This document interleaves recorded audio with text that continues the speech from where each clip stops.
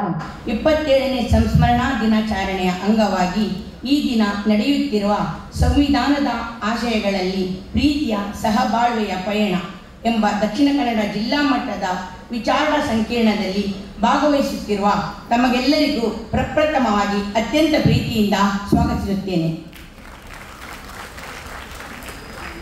ವಿಚಾರ ಸಂಕಿರಣವನ್ನು ಉದ್ಘಾಟಿಸಲು ಆಗಮಿಸಿದ ದಕ್ಷಿಣ ಕನ್ನಡ ಜಿಲ್ಲೆಯ ಅತ್ಯಂತ ಜನಪ್ರಿಯ ಜಿಲ್ಲಾಧಿಕಾರಿಗಳಾಗಿದ್ದು ಜನರ ಜಿಲ್ಲಾಧಿಕಾರಿಯೇ ಎಂದು ಖ್ಯಾತಿ ಪಡೆದ ಕೋಮುವಾದದ ಅಪಾಯವನ್ನು ಮನಗಂಡು ಮಂಗಳೂರಿನಲ್ಲಿ ಜಿಲ್ಲಾಧಿಕಾರಿ ಸ್ಥಾನಕ್ಕೆ ರಾಜೀನಾಮೆಯನ್ನು ನೀಡಿ ತಮ್ಮ ಹುಟ್ಟೂರಿಗೆ ವಾಪಸ್ಸಾಗಿ ಜನರ ಹೃದಯವನ್ನು ಗೆದ್ದು ಸಂಸದರಾಗಿ ಆಯ್ಕೆಯಾದ ನಿಮ್ಮೆಲ್ಲರ ಅತ್ಯಂತ ಅಚ್ಚುಮೆಚ್ಚಿನ ಸಂಗಾತಿಯಾಗಿರುವ ಗೌರವಾನ್ವಿತ ಶ್ರೀಯುತ ಶಶಿಕಾಂತ್ ಸಿಂಥಿಲ್ ಅವರನ್ನು ನಮ್ಮ ಎರಡು ಸಂಘಟನೆಯ ಪರವಾಗಿ ಹಾಗೂ ನಿಮ್ಮೆಲ್ಲರ ಪರವಾಗಿ ಅತ್ಯಂತ ಪ್ರೀತಿಪೂರ್ವಕವಾಗಿ ಸ್ವಾಗತಿಸುತ್ತೇನೆ. ಇವರಿಗೆ ಸಂತ ಮದರ್ ತೆರೇಸಾ ವಿಚಾರ ವೇದಿಕೆಯ ಅಧ್ಯಕ್ಷರಾದ ರಾಯ್ ಕ್ಯಾಸ್ಟೋಲಿನೋ ಇವರು ಪುಷ್ಪಗುಚ್ಛೆಯನ್ನು ನೀಡಿ ಗೌರವಿಸಬೇಕಾಗಿ ವಿನಂತಿಸುತ್ತೇನೆ.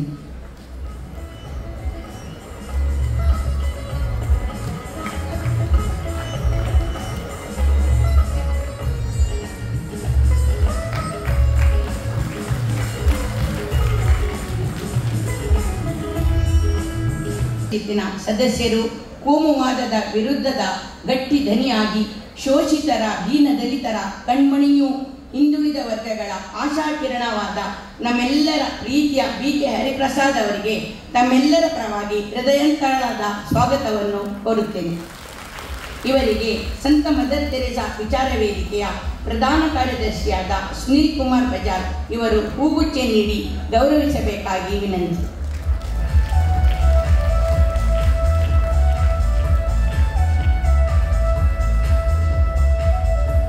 ಪ್ರತಿಕ್ರಿಯೆಯನ್ನು ನೀಡಲು ಆಗಮಿಸಿದ ನಮ್ಮ ಜಿಲ್ಲೆಯವರೇ ಆದ ಸಾಮಾಜಿಕ ಚಿಂತಕರು, ಸಾಹಿತಿಗಳು, ಮಹಿಳಾ ಪರ ಕಾಳಜಿಯ ಅತ್ಯಂತ ಸ್ನೇಹಪರ ಗುಣವುಳ್ಳ ಆಯಿಷಾ ಫರ್ಜಾನಾ ಯೂಟಿ ಇವರಿಗೆ ನಮ್ಮೆಲ್ಲರ ಪರವಾಗಿ ಪ್ರೀತಿಯ ಹೃತ್ಪೂರ್ವಕ ಸ್ವಾಗತವನ್ನು ಬಯಸುತ್ತೇನೆ. ಇವರಿಗೆ ನಮ್ಮ ಸಾಮರಸ್ಯ ಮಂಗಳೂರು ಇದರ ಅಧ್ಯಕ್ಷರಾಗಿರ್ತಕ್ಕಂಥ ಮಂಜುಳಾ ನಾಯ್ಕ್ ಮೇಡಮ್ ರವರು ಹೂಗುಚ್ಛವನ್ನು ನೀಡಿ ಗೌರವಿಸಬೇಕಾಗಿ ವಿನಂತಿ.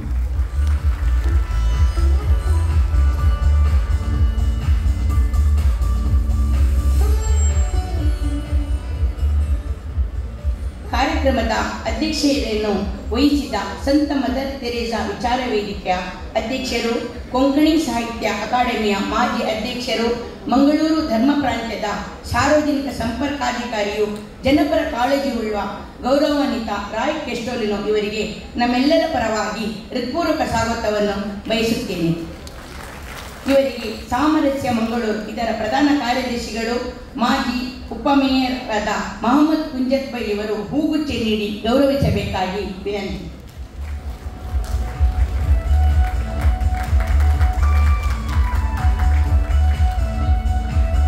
ತೆರೇಸಾ ವಿಚಾರ ವೇದಿಕೆ ಹಾಗೂ ಸಾಮರಸ್ಯ ಮಂಗಳೂರು ಇದರ ಪ್ರಧಾನ ಕಾರ್ಯದರ್ಶಿಗಳಾದ ಸುನೀಲ್ ಕುಮಾರ್ ಬಜಾರ್, ಮೊಹಮ್ಮದ್ ಕುಂಜತ್ ಬೈ ಅವರನ್ನು ಅತ್ಯಂತ ಪ್ರೀತಿಯಿಂದ ಸ್ವಾಗತಿಸುತ್ತೇನೆ.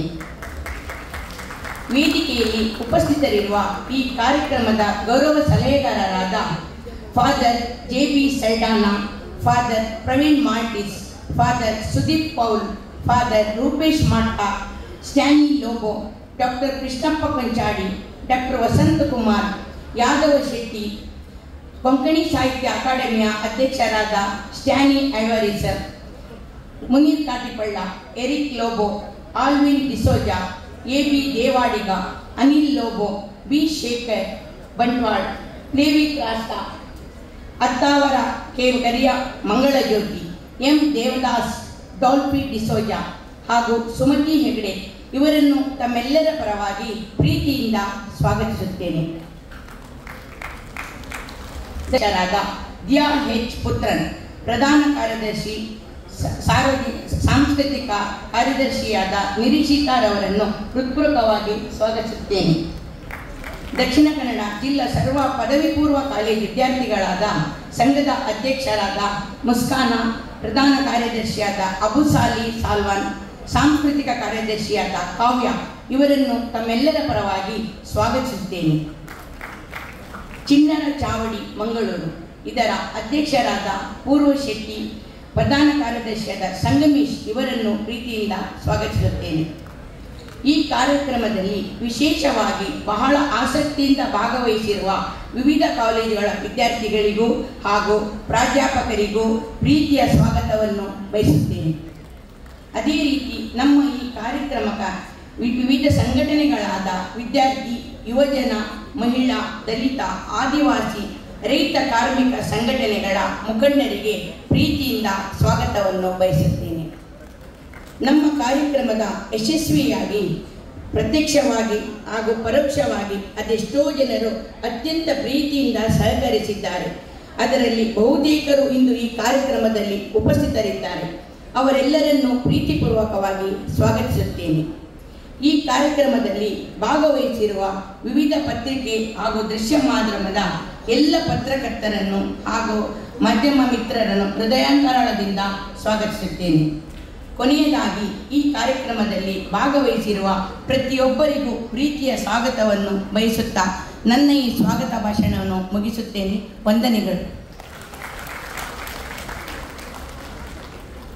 ಸಾಹಿತ್ಯ ಅಕಾಡೆಮಿಯ ಅಧ್ಯಕ್ಷರಾಗಿರ್ತಕ್ಕಂಥ ಸ್ಟ್ಯಾನಿ ಆಳ್ವರಿಸ್ ದಯವಿಟ್ಟು ವೇದಿಕೆಗೆ ಬರಬೇಕು. ಅವರನ್ನು ಕೂಡ ಬಹಳ ಪ್ರೀತಿಯಿಂದ ಈ ಕಾರ್, ಅದೇ ರೀತಿ ಖ್ಯಾತ ವಕೀಲರಾಗಿರ್ತಕ್ಕಂಥ ದಿನೇಶ್ ಹೆಗಡೆ ಉಳಿಪಾಡಿಯವರು, ಅದೇ ರೀತಿ ನಮ್ಮ ಮೂಡದ ಮಾಜಿ ಅಧ್ಯಕ್ಷರಾಗಿರ್ತಕ್ಕಂಥ ಸುರೇಶ್ ಬಳ್ಳಾಲ್ರವರು, ಮಾಜಿ ಮೇಯರ್ ಆಗಿರ್ತಕ್ಕಂಥ ಶಶಿಧರ್ ಹೆಗಡೆ ಅವರು, ಹಾಗೆ ಅನೇಕರು ಹಾಲಿ ಕಾರ್ಪೊರೇಟರ್ಗಳು ಆಗಮಿಸ್ತಾರೆ. ಅದೇ ರೀತಿ ಅನೇಕ ವಿದ್ಯಾಸಂಸ್ಥೆಯ ಮುಖ್ಯಸ್ಥರು, ಪ್ರಾಂಶುಪಾಲರುಗಳು, ಪ್ರಾಧ್ಯಾಪಕರು ಬಂದಿದ್ದಾರೆ. ವಿವಿಧ ಸಂಘಟನೆಗಳ ಮುಖಂಡರು, ಈ ಜಿಲ್ಲೆಯಲ್ಲಿ ಸೌಹಾರ್ದತೆಯನ್ನು ಬಯಸ್ತಕ್ಕಂತಹ ಅನೇಕ ಜೀವಪರ ಮನಸ್ಸುಗಳು ಕೂಡ ಈ ಒಂದು ಕಾರ್ಯಕ್ರಮದಲ್ಲಿ ಉಪಸ್ಥಿತರಿದ್ದಾರೆ. ಅವರೆಲ್ಲರನ್ನೂ ಕೂಡ ಬಹಳ ಪ್ರೀತಿಯಿಂದ ಸ್ವಾಗತಿಸಿದ್ದೇನೆ.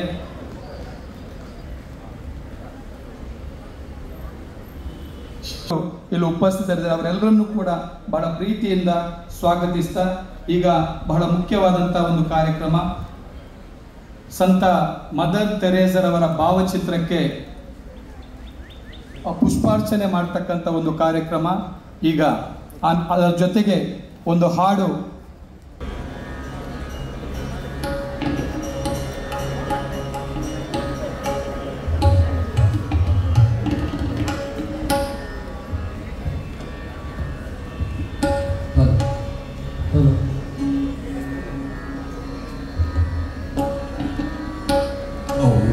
ನಿನಗೆ ಶರಣು ತಾಯಿಯೇ ನಿನಗೆ ಶರಣು.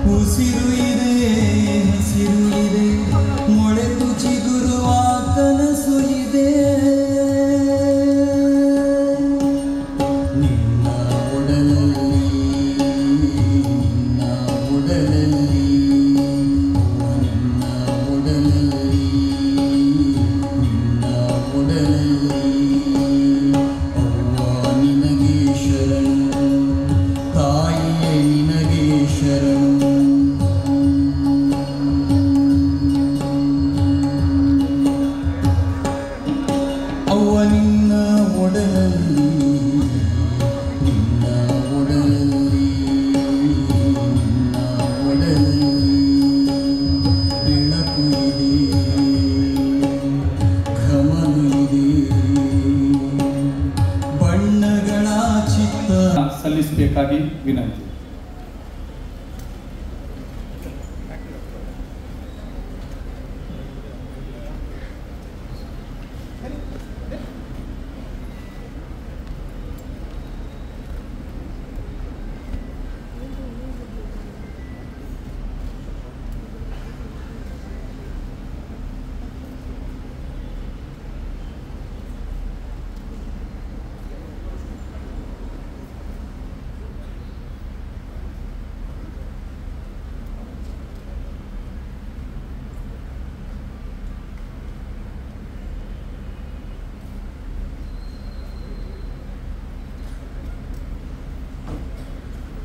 ಓಕೆ, ನಮ್ಮವರೇ ಆಗಿರ್ತಕ್ಕಂಥ ಸಸಿಕಾಂತ್ ಸೆಂಥಿಲ್ ರವರು ಅವರಿಂದ ಉದ್ಘಾಟನಾ ಭಾಷಣ. ಇಲ್ಲಿ ಆಯೋಜಿಸಿ ನಡೆಸಿಕೊಂಡಿರುವ 2 ಸಂಸ್ಥೆಗಳು ಸಂತ ಮದರ್ ತೆರೇಸಾ ವಿಚಾರ ವೇದಿಕೆ ಮತ್ತು ಸಾಮರಸ್ಯ ಮಂಗಳೂರು, ಅದರ ಅಧ್ಯಕ್ಷರು ತಿರು ರಾಯ್ ಕ್ಯಾಸ್ಟೆಲ್ಲೋ ಮತ್ತು ಮಂಜುಳಾ ನಾಯಕ್ ಅವರೇ, ಮತ್ತು ಈ ಕಾರ್ಯಕ್ರಮಕ್ಕೆ ಅತಿಥಿಗಳಾಗಿ ಬಂದಿರುವ ಮತ್ತು ನಮಗೆ ಹಿರಿಯರಾದ ನಮ್ಮ ಮಾರ್ಗದರ್ಶಕರಾದ ನಮ್ಮ ಮೆಚ್ಚಿನ BK ಹರಿಪ್ರಸಾದ್ ಸಾಹೇಬ್ರೆ, ಮತ್ತು ಇಲ್ಲಿ ಒಂದು ವಿಚಾರ ಸ್ಪೆಷಲ್ ಟಾಕ್ ಕೊಡಲಿಕ್ಕೆ ಬಂದಿರುವ ಆಯಿಷಾ ಫರ್ಜಾನ್ ಅವರೇ, ಮತ್ತೆ ಎಲ್ಲೋ ಒಂದು ಕಡೆ ಹೇಗೋ ಲ್ಯಾಂಗ್ವೇಜ್ ಅಡ್ಜಸ್ಟ್ ಆಗಿ ಬಂದ್ಬಿಡ್ತದೆ.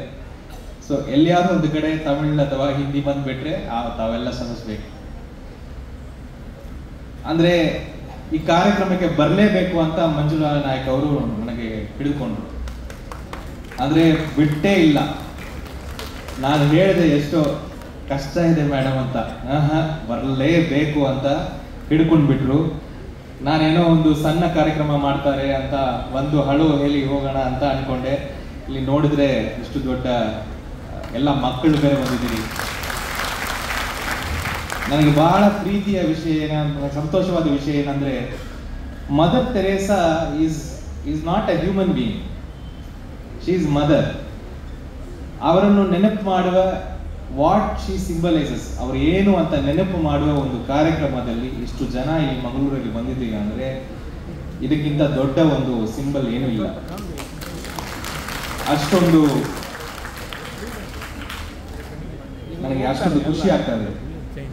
ಎರಡನೇದು, ಮಂಗಳೂರಲ್ಲಿ ನಾನು ಜಿಲ್ಲಾಧಿಕಾರಿಯಾಗಿ ಇದ್ದೆ, ಯಾರಿಗೂ ಗೊತ್ತು.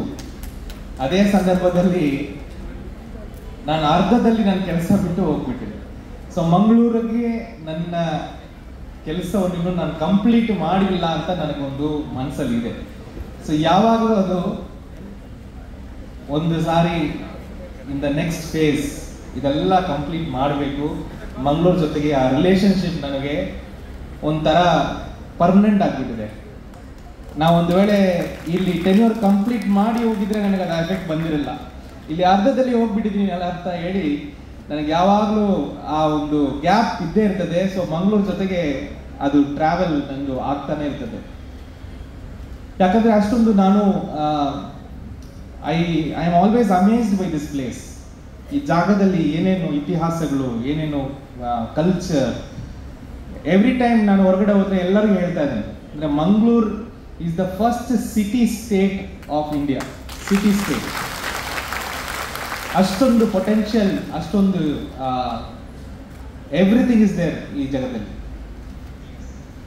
ಸೊ ಹಾಗಾಗಿ ಯಾವಾಗಲೂ ನನಗೆ ಬಹಳ ಖುಷಿ ಬರಲಿಕ್ಕೆ. ಫಸ್ಟ್ ಟೈಮ್ ನಾನು ಈ ಸಾರಿ ಸ್ವಲ್ಪ ಡಿಫ್ರೆಂಟ್ ಆಗಿ ಫೀಲ್ ಮಾಡ್ತಾ ಇದ್ದೀನಿ. ಅಂದ್ರೆ ನಾನು ಜಿಲ್ಲಾಧಿಕಾರಿ ಆಗುವಾಗ ಅಷ್ಟೊಂದು ವೇದಿಕೆಯಲ್ಲೆಲ್ಲ ಮಾತಾಡಿಲ್ಲ, ನನಗೆ ಭಯ. ಈ ವೇದಿಕೆ ಮೈಕ್ ನೋಡಿದ್ರೆ ಭಯ, ಸ್ವಲ್ಪ ದೂರನೇ ಇರ್ತಾ ಇದ್ದೆ. ಬಟ್ ಈಗ ಮೈಕ್ ಮುಂದೆನೇ ಇರಬೇಕಾದ ಒಂದು ಪರಿಸ್ಥಿತಿ ಬಂದಿದೆ. ಎರಡನೇದು ಇವತ್ತು ನಾನು ಮಂಗಳೂರಲ್ಲಿ ನೋಡಿದ್ರೆ ಅಲ್ಲಲ್ಲಿ ನನ್ನ ಪೋಸ್ಟರ್ ನೋಡಿ ನನಗೆ ಸ್ವಲ್ಪ ಗಾಬರಿ ಆಯಿತು.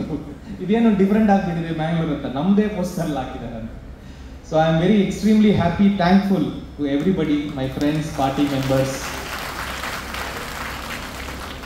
ಇವತ್ತು ನಾನು ಜಾಸ್ತಿ ಭಾಷಣ ಮಾಡಲ್ಲ, ಯಾಕಂದರೆ we have an expert to give that speech. And Hariprasad Saheb ಇರುವಾಗ, ಅಂದರೆ ಈ ಸಚ್ ಅ ಟಾಲ್ ಪರ್ಸನ್, ನಾವೆಲ್ಲ ಇನ್ನೂ LKG ಇದ್ದೀವಿ ಅವ್ರ ಮುಂದೆ. ಸೊ ಅವರಿಂದ ಭಾಳ ವಿಷಯಗಳು ನಾವು ತಿಳ್ಕೊಬೇಕಾಗ್ತದೆ. ಬಟ್ ಎರಡೆರಡು ಮಾತು ಮಾತ್ರ ನಾನು ಹೇಳಿ ನಿಮಗೆ ಮುಗಿಸ್ಲಿಕ್ಕಿದ್ದೀನಿ. Mother Teresa stood for something. What is that? ಅದು ನಾವು ಅರ್ಥ ಮಾಡ್ಕೋಬೇಕು. ಮದರ್ ತೆರೇಸಾ ಮಾತ್ರ ಅಲ್ಲ, ಈ ದೇಶದಲ್ಲಿ ತುಂಬ ವರ್ಷದಿಂದ ಒಂದು ಫೈಟ್ ನಡೀತಾ ಇದೆ. ನಿಮಗೆಲ್ಲ ಅದು ಗೊತ್ತಿದೆಯಾ ನನಗೆ ಗೊತ್ತಿಲ್ಲ, ಆದರೆ ಒಂದು ದೊಡ್ಡ ಫೈಟ್ ನಡೀತಾ ಇದೆ. ಅದು ಏನಂದ್ರೆ, ಎರಡು ಮೈಂಡ್ ಸೆಟ್ ಇದೆ. ಮೈಂಡ್ ಸೆಟ್ ಅಂದ್ರೆ ಮನಸ್ಥಿತಿಗಳು. ಒಂದು ಮನಸ್ಥಿತಿ ಎಲ್ಲರನ್ನು ಸಮಾನವಾಗಿ ನೋಡುವುದು, ಈಕ್ವಲ್ ಆಗಿ ನೋಡುವುದು, ಎಲ್ಲರನ್ನು ಪ್ರೀತಿ ಮಾಡಿಸೋದು, ಎಲ್ಲರನ್ನು ಸಹೋದರತ್ವದಿಂದ ನೋಡುವುದು. ಇದು ಒಂದು ಮನಸ್ಥಿತಿ. ಇನ್ನೊಂದು ಮನಸ್ಥಿತಿ ಹೇಗಿರ್ತದೆ ಅಂದ್ರೆ, ನಾನು ಮೇಲೆ ನಿನ್ ಕೀಳೆ ಅಂತ ಥಿಂಕ್ ಮಾಡೋದು. ಈ ಎರಡು ಮನಸ್ಥಿತಿಗಳ ಮಧ್ಯದಲ್ಲಿ ಈ ದೇಶದಲ್ಲಿ ತುಂಬಾ ಟೈಮಿಂದ ಫೈಟ್ ನಡೀತಾ ಇದೆ. ನಿಮ್ಗೆಲ್ಲ ಬುದ್ಧ ಗೊತ್ತಿದೆ. ಬುದ್ಧರು ಏನ್ ಮಾಡಿದ್ದಾರೆ? ಬುದ್ಧರು ಯಾವಾಗ ಹುಟ್ಟಿದ್ದಾರೆ? ಬುದ್ಧರು ಈ ಏನು ಒಂದು ದಬ್ಬಾಳಿಕೆ ಮಾಡುವ ವರ್ಚಸ್ವ ಮನಸ್ಥಿತಿಯನ್ನು ಎದುರಿಸಿ ಅವರು ಒಂದು ಮಾರ್ಗವನ್ನು, ಈಕ್ವಲ್ ಮಾರ್ಗವನ್ನು ತೋರಿಸಿದ್ದಾರೆ. ಅದೇ ತರ ಈ ದೇಶದಲ್ಲಿ ತುಂಬಾ ವರ್ಷದಿಂದ ತುಂಬಾ ಜನ ಈ ಫೈಟ್ ಅಲ್ಲಿ ಇದ್ದರು. ಆ ಫೈಟ್ ಇವತ್ತು ನಡೀತಾ ಇದೆ. ಹೈರಾರ್ಕಿ ವರ್ಸಸ್ ಈಕ್ವಿಟಿ, ಏನು ಒಂದು ವರ್ಚಸ್ವ ಮತ್ತೆ ಈಕ್ವಿಟಿ. ಇದರಲ್ಲಿ ಯಾವುದು ನಮಗೆ ಒಳ್ಳೇದಂತ ನಿಮ್ಗೆ ಅನಿಸ್ತಾ ಇದೆ? ಈ ವರ್ಚಸ್ವ ಒಳ್ಳೇದಾ, ಸಮಾನತೆ ಒಳ್ಳೇದಾ? ಸಮಾನತೆ ತಾನೇ ಒಳ್ಳೇದು. ಎಲ್ಲರೂ ಒಪ್ತಿರಲ್ಲ, ನಾವೆಲ್ಲರೂ ಸಮ ಅಲ್ಲ, ಎಲ್ಲರೂ ಈಕ್ವಲ್, ಏನು ವ್ಯತ್ಯಾಸ ಇಲ್ಲ. ಅಂದ್ರೆ ನಮ್ಮ ಸ್ವತಂತ್ರ, ನಿಮ್ಗೆಲ್ಲ ಗೊತ್ತಿದೆ, ಸ್ವತಂತ್ರ ಹೋರಾಟ ನಡೀತಾ ಇತ್ತು. ಸ್ವತಂತ್ರ ಹೋರಾಟ ಕೂಡ ನೀವು ಬಹಳ ಜನ ಕೇಳಿದ್ರೆ ಏನ್ ಹೇಳ್ತಾರೆ? ಈ ಬ್ರಿಟಿಷ್ನರಿಗೆ ವಿರುದ್ಧವಾಗಿ ನಾವು ಸ್ವತಂತ್ರ ಹೋರಾಟ ಮಾಡಿದೀವಿ ಅಂತ ಹೇಳ್ತಾರೆ. ಆದ್ರೆ ನಾನು ಹಾಗೆ ತರ ನೋಡ್ತಾ ಇಲ್ಲ. ಬ್ರಿಟಿಷ್ನರ ಜೊತೆಗೆ ಅವರಿಗೆ ವಿರುದ್ಧವಾಗಿ ಮಾಡಿದೀವಿ, ಹೌದು, ಅದು ಒಂದು 30% ಮಾತ್ರ. ಆದ್ರೆ 70% ನಾವು ಈ ಸಮಾನತೆಗೋಸ್ಕರನೂ ಆ ಹೋರಾಟವನ್ನು ಮಾಡಿದ್ವಿ. ಅಂದ್ರೆ ಈ ಬ್ರಿಟಿಷ್ ಅವರು ಹೋದ ಮೇಲೆ ಈ ದೇಶ ಹೇಗಿರಬೇಕು, ಹಾಗೇನೆ ಇರಬೇಕಾ, ಈಗ ಆಗಬೇಕಾ? ಸೊ ನಾವು ಈಗ ಆಗಬೇಕು ಅಂತ ನನ್ನ ಸ್ವತಂತ್ರ ಹೋರಾಟದಲ್ಲಿ ಹೋರಾಟ ಮಾಡಿದ್ವಿ. ನಿಮಗೆಲ್ಲ ಗಾಂಧೀಜಿ ಗೊತ್ತಿದೆ. ಗಾಂಧೀಜಿ ಏನ್ ಡ್ರೆಸ್ ಹಾಕಿದ್ರು? ಏನಿಲ್ಲ, ಅವ್ರದ್ದು ದೋಟಿ ಮಾತ್ರ ಹಾಕಿದ್ರು. ಯಾಕೆ? ಅವ್ರ ಹತ್ರ ಡ್ರೆಸ್ ಇಲ್ಲವಾ? ಯಾಕೆ ಮಾಡಿದ್ದಾರೆ?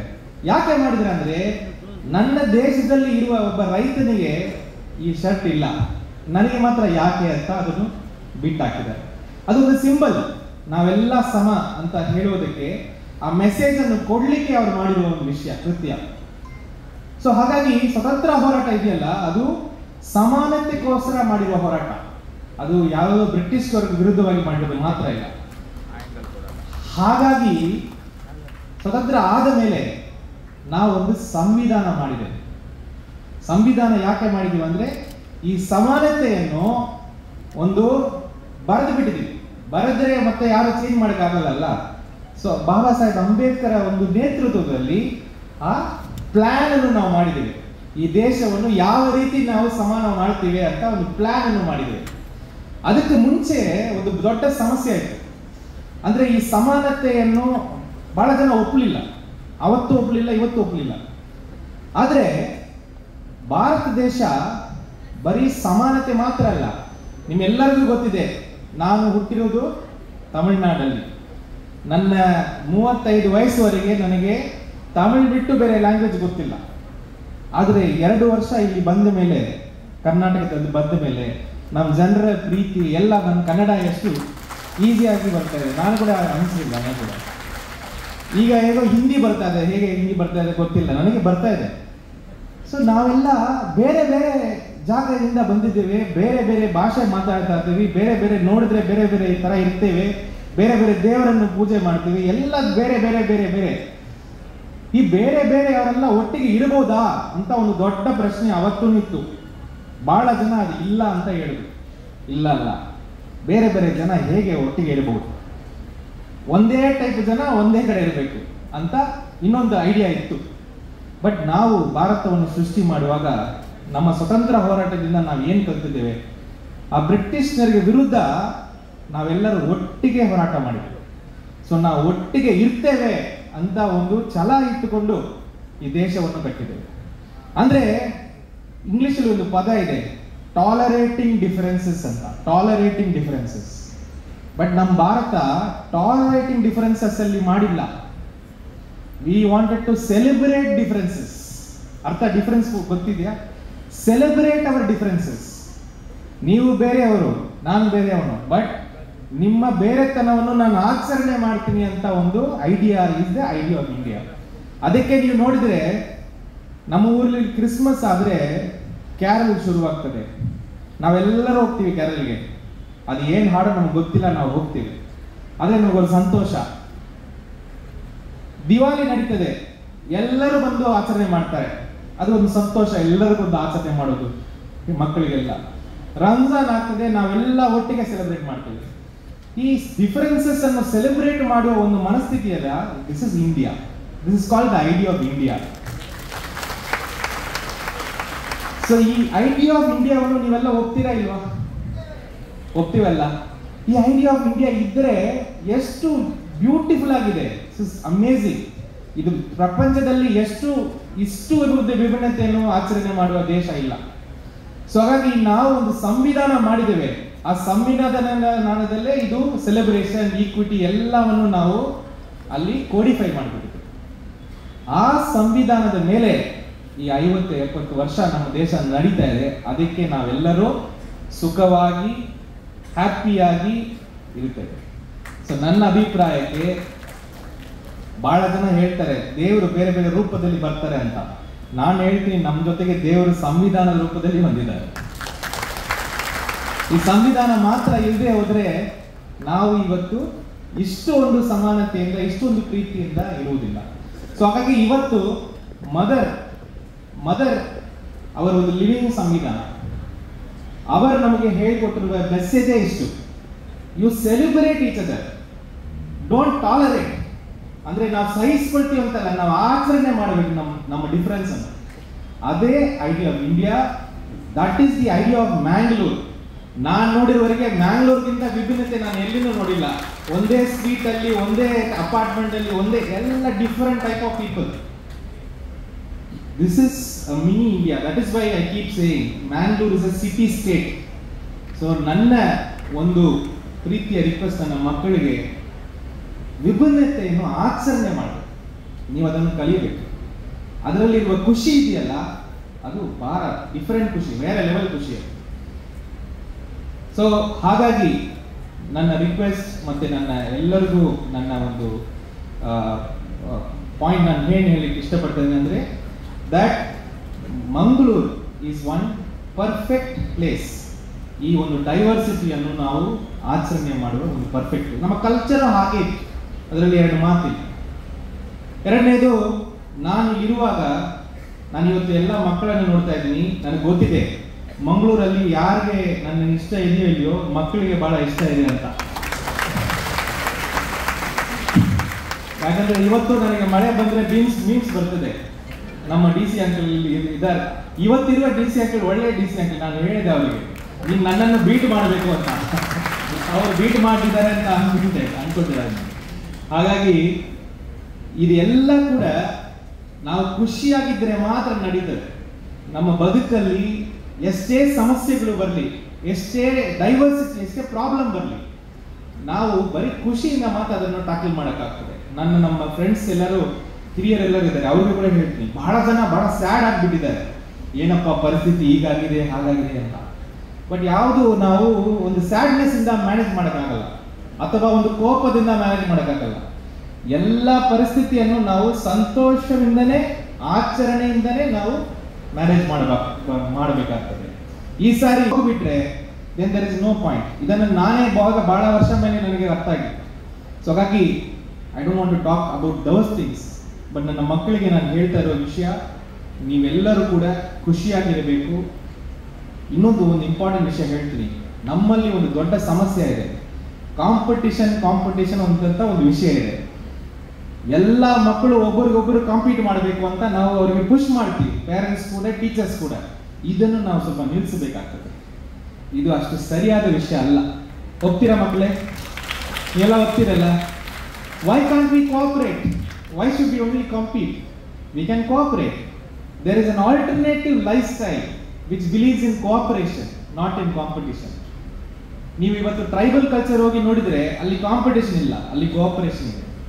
ಬರೀ ನಮ್ಮ ಈ ಒಂದು 100 ವರ್ಷದಿಂದ ಕಾಂಪೀಟ್ ಮಾಡಿ ನೀವೆಷ್ಟು ಮಾರ್ಕ್ ತಗೊಂಡಿದೀಯಾ, ನಾನು A class, B class, A B C D ಅಂತ ಮಕ್ಕಳಿಗೆಲ್ಲ ಒಂಥರ ರೇಸಲ್ಲಿ ಓಡಿಸ್ಬಿಟ್ಟಿದ್ದೀವಿ.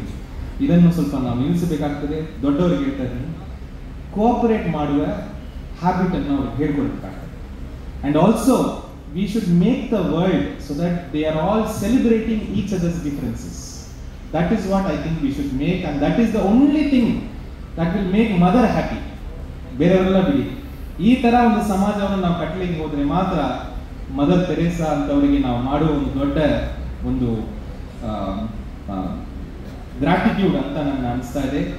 ಮತ್ತೆ always Mangalore is very special to me. My job here ಇನ್ನೂ ಕಂಪ್ಲೀಟ್ ಆಗಲಿಲ್ಲ, ಮಾಡಬೇಕು, ಜಾಸ್ತಿ ಮಾಡಬೇಕು, ಇನ್ನು ಜಾಸ್ತಿ ಜನರ ಜೊತೆಗೆ ಮಾತಾಡಬೇಕು. ಈ idea of majority and minority ಅಂತ ಒಂದಿದೆ. ನಾನು ಹೇಳ್ತೀನಿ, ಸಾಮರಸ್ಯವನ್ನು, ಸಮಾಜವನ್ನು, ಸಂತೋಷವನ್ನು ನಂಬುವವರೇ ಈ ಮೆಜಾರಿಟಿ. ಇದನ್ನು ನಂಬುವಾದವರು ಮೈನಾರಿಟಿ. ಹೀಗೆ ನಾನು ಮೆಜಾರಿಟಿ ಮೈನಾರಿಟಿ ನೋಡ್ತೀನಿ. ನೀವು ಯಾವ ಧರ್ಮದಲ್ಲಿ ಬೇಕಾದ್ರೆ ಇರಬಹುದು, ಯಾವುದೇ ಒಂದು ಇದನ್ನು ನೋಡಬಹುದು, ಯಾವುದೇ ಭಾಷೆ ಮಾತಾಡಬಹುದು, ಬಟ್ ನೀವು ಈ ಸಮಾಜವನ್ನು, ಸಾಮರಸ್ಯವನ್ನು, ವಿಭಿನ್ನತೆಯನ್ನು ನಂಬಿದರೆ, ಸಂವಿಧಾನವನ್ನು ನಂಬಿದರೆ, ಭಾರತದ ಐಡಿಯಾ ಆಫ್ ಇಂಡಿಯಾವನ್ನು ನಂಬಿದರೆ ನೀವು ನಮ್ಮ ಕಡೆ, ನೀವು ನಮ್ಮ ಕಡೆಯವರು, ನಾವೇ ಮೆಜಾರಿಟಿ. ಇದನ್ನು ನಮ್ಮದೇ ಇರೋ ಒಂದು ಜನ ಇದ್ದಾರೆ, ಅವರು ಎಲ್ಲ ಕಡೆ ಇದ್ದಾರೆ, ಅವರೇ ಮೈನಾರಿಟಿ. ಹಾಗಾಗಿ ಈ ಮೆಜಾರಿಟಿ ಯಾರಿದ್ದಾರೆ, ಪ್ರೀತಿ ಮಾಡುವರು, ವಿಶ್ವಾಸ ಮಾಡುವರು, ಇವರೆಲ್ಲ ಒಟ್ಟಿಗೆ ಸೇರಿ ಮಂಗಳೂರನ್ನು ಕಟ್ಟಬೇಕು. ಇದನ್ನು ನಮ್ಮದೇ ಇರುವ ಮೈನಾರಿಟಿ ಹತ್ರ ಯಾಕೆ ಮಂಗಳೂರನ್ನು ಕೊಟ್ಬಿಡ್ತಾ ಇದೆ? ಕೊಡಬಾರ್ದು. ನಾವೆಲ್ಲ ಒಟ್ಟು ಸೇರಬೇಕು, ನಾವೆಲ್ಲ ಒಂದು ದೊಡ್ಡ ಒಂದು ವಾಯ್ಸ್ ಆಗಿ ಆಗಬೇಕು. ಅದರ್ವೈಸ್ ಏನಾಗಿದೆ, ನಾನು ನೋಡ್ತಾ ಇದ್ದೀನಿ ಕಳೆದ ಒಂದು 10 ವರ್ಷದಿಂದ ಮಂಗಳೂರು ಆ ಮೈನಾರಿಟಿ ಕೈಗೆಡೆ ಹೋಗ್ಬಿಟ್ಟಿದೆ. ಯಾರನ್ನು ಪ್ರೀತಿಯನ್ನು ಮಾಡಲ್ಲ, ಯಾರು ದ್ವೇಷವನ್ನು ಇಟ್ಕೊಂಡು ಒಂಥರ ಅಗ್ರೆಸಿವ್ ಆಗಿದ್ದಾರೆ, ಅವ್ರ ಕೈಯಲ್ಲಿ ನಾವು ಸಮಾಜವನ್ನು ಕೊಡಬಾರ್ದು. ಅದು ಯಾವುದೇ ಧರ್ಮ ಇರಲಿ, ಯಾವುದೇ ಪಾರ್ಟಿ ಇರಲಿ, no, we should not give. ನಾವೆಲ್ಲ ಒಟ್ಟು ಸೇರಬೇಕು. ಯಾಕೆ ಒಟ್ಟಿಗೆ ಸೇರಬೇಕು? ದೇಶಕ್ಕೋಸ್ಕರ, ಸಮಾಜಕ್ಕೋಸ್ಕರ ಅಂತ ಹೇಳ್ತಾ ಇಲ್ಲ, ನಮ್ಮ ಮಕ್ಕಳಿಗೋಸ್ಕರ ನಾವು ಮಾಡಲೇಬೇಕಲ್ಲ. ನಿಮ್ಮ ಮಕ್ಕಳಿಗೋಸ್ಕರ ನೀವು ದುಡಿತೀರಿ, ಅವರಿಗೆ ಎಲ್ಲ ಕೊಡ್ತೀರಿ, ಮತ್ತೆ ಅವ್ರಿಗೆ ಒಳ್ಳೆ ಸಮಾಜ ಕೊಡದೆ ಹೋದ್ರೆ what is the purpose? There is no purpose. So I think all the elders, we cannot keep quiet seeing all this. ನಾವು ಒಟ್ಟಿಗೆ ಸೇರಬೇಕು. ನಾವು ಭಾರತವನ್ನು, ಚಿಂತನೆಯನ್ನು ನಂಬುವರು, ನಾವು ಭಾರತೀಯರು ಅಂತ ನಾವು ಒಟ್ಟಿಗೆ ಸೇರಬೇಕು. ಈ ಒಂದು ಸಾಮರಸ್ಯವನ್ನು ಬಿಲ್ಡ್ ಮಾಡಬೇಕು. ಮತ್ತೆ ಇಸ್ ದಟ್ ನಾವು ಆ ಸಮಾಜವನ್ನು ಒಂದು ಸ್ಟ್ರಾಂಗ್ ಆಗಿ ಕಟ್ಟಬೇಕು. And my request to all the children is, what is my request? Can anybody tell? To all the children, no, yes, but I am not going to give that advice. I am going to give only one request to you: be happy. Etira, will you be happy? All the very best. I will tell DC uncle to overtake me. ನಮ್ಮ ಈ ಕಾರ್ಯಕ್ರಮದ ಅಭಿಮಾನಿಗಳು ಇಲ್ಲೆಲ್ಲ ಬಂದಿದ್ದಾರೆ. ನಿಮ್ಮ ಮೇಲೆ ಈ ಜಿಲ್ಲೆಯ ಜನತೆ ಇನ್ನೂ ಕೂಡ ಪ್ರೀತಿ ಇಟ್ಟಿದ್ದಾರೆ ಸರ್. ನೀವು ಕೂಡ ಅದೇ ರೀತಿ ಪ್ರೀತಿ ಇಟ್ಟು ಅಷ್ಟು ದೂರದಿಂದ ನಮ್ಮ ಜೊತೆ ನೀವು ಬಂದಿದ್ದೀರಾ. ಖಂಡಿತಕ್ಕೂ ನೀವು ಹೇಳಿರ್ತಕ್ಕಂಥ ಒಂದೊಂದು ಮಾತನ್ನ, ಆ ಸ್ಫೂರ್ತಿಯ ಮಾತುಗಳನ್ನ ನಾವು ಅದನ್ನ ಮುಂದಕ್ಕೆ ಹೋಗ್ಲಿಕ್ಕೆ ನಾವೆಲ್ಲರೂ ಒಂದಾಗಿ ನಿಲ್ತೀವಿ. ಈ ಮಂಗಳೂರನ್ನ ಸೌಹಾರ್ದದ ತಾಣವನ್ನಾಗಿ ನಿರ್ಮಿಸಲಿಕ್ಕೆ ನಾವು ಒಂದಾಗಿರ್ತೀವಿ ಅಂತಕ್ಕಂಥ ಖಂಡಿತಕ್ಕೂ ಆ ಕೆಲಸವನ್ನ ಮಾಡ್ತೀವಿ ಅಂತ ಹೇಳುತ್ತಾ, ನಿಮಗೆ ದೀನದಲಿತರ ಒಂದು ಗಟ್ಟಿ ಧ್ವನಿ, ಹಿಂದುಳಿದ ವರ್ಗದ ಗಟ್ಟಿ ಧ್ವನಿ ಅಂತ ಹೇಳ್ಬೋದು. ನಮ್ಮ ಗೌರವಾನ್ವಿತ BK ಹರಿಪ್ರಸಾದ್ ಸರ್, ನೀವು ವಿಷಯ ಮಂಡನೆಯನ್ನ ಮಾಡಬೇಕಾಗಿ ವಿನಂತಿ. ದಿವಸವನ್ನು ಆಚರಣೆ ಮಾಡಲು ಬಂದಿದ್ದೇವೆ. ಮೊಟ್ಟ ಮೊದಲನೇದಾಗಿ ದೀನ ದಲಿತರಿಗೆ, ದುರ್ಬಲ ವರ್ಗದವರಿಗೆ, ಅನಾಥರಿಗೆ, ಶಕ್ತಿಹೀನರಿಗೆ ಹಾಗೂ ಮಹಿಳೆಯರಿಗೆ ದಾರಿದೀಪವನ್ನು ತೋರಿಸಿದಂಥ ಮಹಾನ್ ಮಾತೆ ಸಂತ ಮದರ್ ತೆರೆಸಾರವರಿಗೆ ಸಂಪೂರ್ಣವಾದ ವೈಯಕ್ತಿಕವಾಗಿ ನಮನಗಳನ್ನು ಸಲ್ಲಿಸ್ತಾ ತಮ್ಮ ಮುಂದೆ ಎರಡು ಮಾತಾಡಲಿಕ್ಕೆ ಬೀಳ್ತೇನೆ. ಸಂತ ಮದರ್ ತೆರೆಸಾರವರ 27ನೇ ಸಂಸ್ಕರಣ ದಿನಾಚರಣೆಯ ದಕ್ಷಿಣ ಕನ್ನಡ ಜಿಲ್ಲಾ ಮಟ್ಟದ ವಿಚಾರ ಸಂಕಿರಣ ವಿಷಯದಲ್ಲಿ ಸಂವಿಧಾನದ ಆಶಯಗಳಲ್ಲಿ ಮತ್ತು ಪ್ರೀತಿ ಸಹಬಾಳ್ವೆಯ ಪ್ರಯಾಣದ ಕಾರ್ಯಕ್ರಮದ ಕೇಂದ್ರ ಬಿಂದು ಆಗಿರ್ತಕ್ಕಂಥ ಅಧ್ಯಕ್ಷ ಸ್ಥಾನವನ್ನು ವಹಿಸಿರ್ತಕ್ಕಂಥ ರಾಯ್ ಕ್ಯಾಸ್ಟೋಲಿನ್ ರವರೇ, ಸಮಾರಂಭದ ಉದ್ಘಾಟಕರು ಅಂತ ಅಂದ್ಕೊಂಡಿರ್ತಕ್ಕಂಥ ಸಮಾಜ ಇದೆ. ಈಗಾಗಲೇ ಅವರು ಹಲವಾರು ವಿಚಾರಗಳನ್ನು ತಮ್ಮ ಮುಂದೆ ಮಂಡಿಸಿಟ್ಟಿದ್ದಾರೆ. ನಾನು ಸತ್ತಿಲ್ಲವರೇನಾದರೂ ಈ ವೇದಿಕೆ ಮೇಲೆ ನಿಂತು ಮಾತಾಡಲಿಕ್ಕೆ ಏನಾದರೂ ಅವಕಾಶ ಸಿಕ್ಕಿದೆ ಅಂತ ಹೇಳಿದರೆ ಅದು ಈ ರಾಷ್ಟ್ರದ ಸಂವಿಧಾನದಿಂದ ಮಾತ್ರ ಸಿಕ್ಕಿದೆ ವಿನ ಯಾವುದೇ ಕಾರಣಕ್ಕೂ ಅಲ್ಲ. ಈ ಸಂವಿಧಾನ ಇರಲಿಲ್ಲ ಅಂದ್ರೆ ಸೆಂಥಿಲ್ ರವರು ಈ ಟೌನ್ ಹಾಲಿಂದ ಹೊರಗಡೆ ಇರಬೇಕಾಗಿತ್ತು. ನಾನು ಆ ಕಟ್ಟ ಕಡೆ ಪಂಕ್ತಿನಲ್ಲಿ ಕೂತ್ಕೊಳ್ಳೋ ಅವಕಾಶ ಸಿಗ್ತಾ ಇತ್ತು ಅಂತ ಒಂದು ಭಾವನೆ. ಆದ್ರಿಂದ ಸಂವಿಧಾನ ಎಷ್ಟು ಪವಿತ್ರವಾದ ಗ್ರಂಥ ಅನ್ನೋದನ್ನ ನೀವು ಯೋಚನೆ ಮಾಡಿ. ಸಂವಿಧಾನವನ್ನು ಮರೆಯೋ ಸಂದರ್ಭದಲ್ಲಿ ಯಾವ ರೀತಿ ಸಂವಿಧಾನ ನಮ್ಮ ಮುಂದೆ ಬಂದಿದೆ ಅನ್ನೋದು ಮಕ್ಕಳು ಯೋಚನೆ ಮಾಡಬೇಕು. ಸಂವಿಧಾನ ಬರೋದಕ್ಕಿಂತ ಮೊದಲು ಯಾವ ಸ್ಥಿತಿ ಈ ದೇಶದಲ್ಲಿತ್ತು. ನಾನು ಹೋದ ವಾರ ಮಂಗಳೂರು ಯೂನಿವರ್ಸಿಟಿನಲ್ಲೂ ಸಹ ಒಂದು ಭಾಷಣ ಮಾಡಿ ಹೋದೆ. ಪ್ರಪಂಚದಲ್ಲಿ ನೋಡಿದಾಗ ಒಂದು ಆಡಳಿತ, ಒಂದು ವ್ಯವಸ್ಥೆ, ಆ ವ್ಯವಸ್ಥೆಯನ್ನು ಹಂತ ಹಂತವಾಗಿ ಹಲವಾರು ಹಂತಗಳಲ್ಲಿ ಮಾಡಿಕೊಂಡು ಬಂದಿದ್ದಾರೆ. ಆದಿಮಾನವರು ಇದ್ದ ಸಂದರ್ಭದಲ್ಲಿ, ಅನಾಗರಿಕತೆ ಇದ್ದಂಥ ಸಂದರ್ಭದಲ್ಲಿ ನಾಗರಿಕತೆ ಬರಬೇಕು ಅಂತೇಳಿ ಧರ್ಮ ಪ್ರಭುತ್ವವನ್ನು ಸ್ಥಾಪನೆ ಮಾಡಿದ್ರು. ದೇವರು ಧರ್ಮ ಅಂತೇಳಿ. ತದನಂತರ ಆಡಳಿತಕ್ಕೋಸ್ಕರ ಸಂಸ್ಥಾನಗಳು ಹೋರಾಟಗಳು ನಡೆದಾಗ ರಾಜಪ್ರಭುತ್ವ ಬಂತು. ರಾಜಪ್ರಭುತ್ವ ನಂತರ ಪ್ರಜಾಪ್ರಭುತ್ವ ನಾವೇನು ನೋಡ್ತಾ ಇದೀವಿ ಅದು ಪ್ರಜಾಪ್ರಭುತ್ವ. ಧರ್ಮ ಪ್ರಭುತ್ವದಲ್ಲಿ ಯಾರು ಸಹ ಪ್ರಶ್ನೆ ಮಾಡೋದಿಲ್ಲ, ಧರ್ಮ ಹೇಳಿದ್ದೆ. ಆದ್ರಿಂದ ಧರ್ಮ ಪ್ರಭುತ್ವ ಬದಲಾವಣೆ ಆಗಿ ರಾಜಪ್ರಭುತ್ವ ಬಂದಾಗ ರಾಜ ಮಹಾರಾಜರು, ಅವರ ಅಡಿಗೆ ಮಂತ್ರಿ ಅಡಿಗೆ ಜಮೀನ್ದಾರರು, ಜಮೀನ್ದಾರ ಅಡಿಗೆ ನಾವೆಲ್ಲರೂ ಸಹ ಕೂಲಿ ಕಾರ್ಮಿಕರು ಅಥವಾ ಗೇಣಿದಾರರು. ಈ ವ್ಯವಸ್ಥೆಯನ್ನು ಮೀರಿ ಎಲ್ಲರೂ ಸಹ ನಾವು ಸಮಾನರು, ಯಾರೂ ಸಹ ಮಹಾರಾಜರಿಲ್ಲ, ಯಾರೂ ಸಹ ದಿವಾನರಿಲ್ಲ, ಯಾರೂ ಸಹ ಜವಾನರಿಲ್ಲ, ನಾವೆಲ್ಲರೂ ಸಹ ಸಮಾನರು ಅಂತಕ್ಕಂಥ ತಿರುಳೆ ಇರ್ತಕ್ಕಂಥದ್ದು ಪ್ರಜಾಪ್ರಭುತ್ವ, democracy, by the people, for the people, to the people ಅಂತ ಹೇಳಿ. ಆ ಪ್ರಜಾಪ್ರಭುತ್ವ ನಡಿಬೇಕಾದ್ರೆ ಯಾವುದಾದ್ರೂ ಒಂದು ಚೌಕಟ್ಟಿನಲ್ಲಿ ನಡಿಬೇಕಾಗುತ್ತೆ. ಅದಕ್ಕೋಸ್ಕರ ನಮ್ಮ ಪೂರ್ವಜರು ಸುಮಾರು 100 ವರ್ಷಗಳ ಕಾಲ ಸ್ವತಂತ್ರ ಹೋರಾಟದಲ್ಲಿ ಪಾಲ್ಗೊಂಡು ಈ ರಾಷ್ಟ್ರಕ್ಕೆ ಸ್ವತಂತ್ರ ಸಿಗಬೇಕು ಅಂತ ಹೇಳಿ ಹೇಳಿದ ಸಂದರ್ಭದಲ್ಲಿ ಹಲವಾರು ಕಾರಣಗಳು ಸೆಂಥಿಲ್ ಸಾಹೇಬ್ ಹೇಳಿದಾಗೆ ಕೇವಲ ಬ್ರಿಟಿಷರವರ ವಿರುದ್ಧ ಮಾತ್ರ ಇರಲಿಲ್ಲ. ಮೊಟ್ಟ ಮೊದಲನೇ ಬಾರಿಗೆ ಸ್ವತಂತ್ರ ಹೋರಾಟ ಮಾಡಿದಾಗ ಅದು ಬ್ರಿಟಿಷರ ವಿರುದ್ಧ ಆದ ನಂತರ ಕ್ರಮೇಣ ರೈತರ ಪರ, ಕಾರ್ಮಿಕರ ಪರ, ಮಹಿಳೆಯರ ಪರ ಹಲವಾರು ವಿಚಾರಗಳನ್ನು ಮುಂದಿಟ್ಟುಕೊಂಡು ಹೋರಾಟ ಪ್ರಾರಂಭ ಆಗುತ್ತೆ.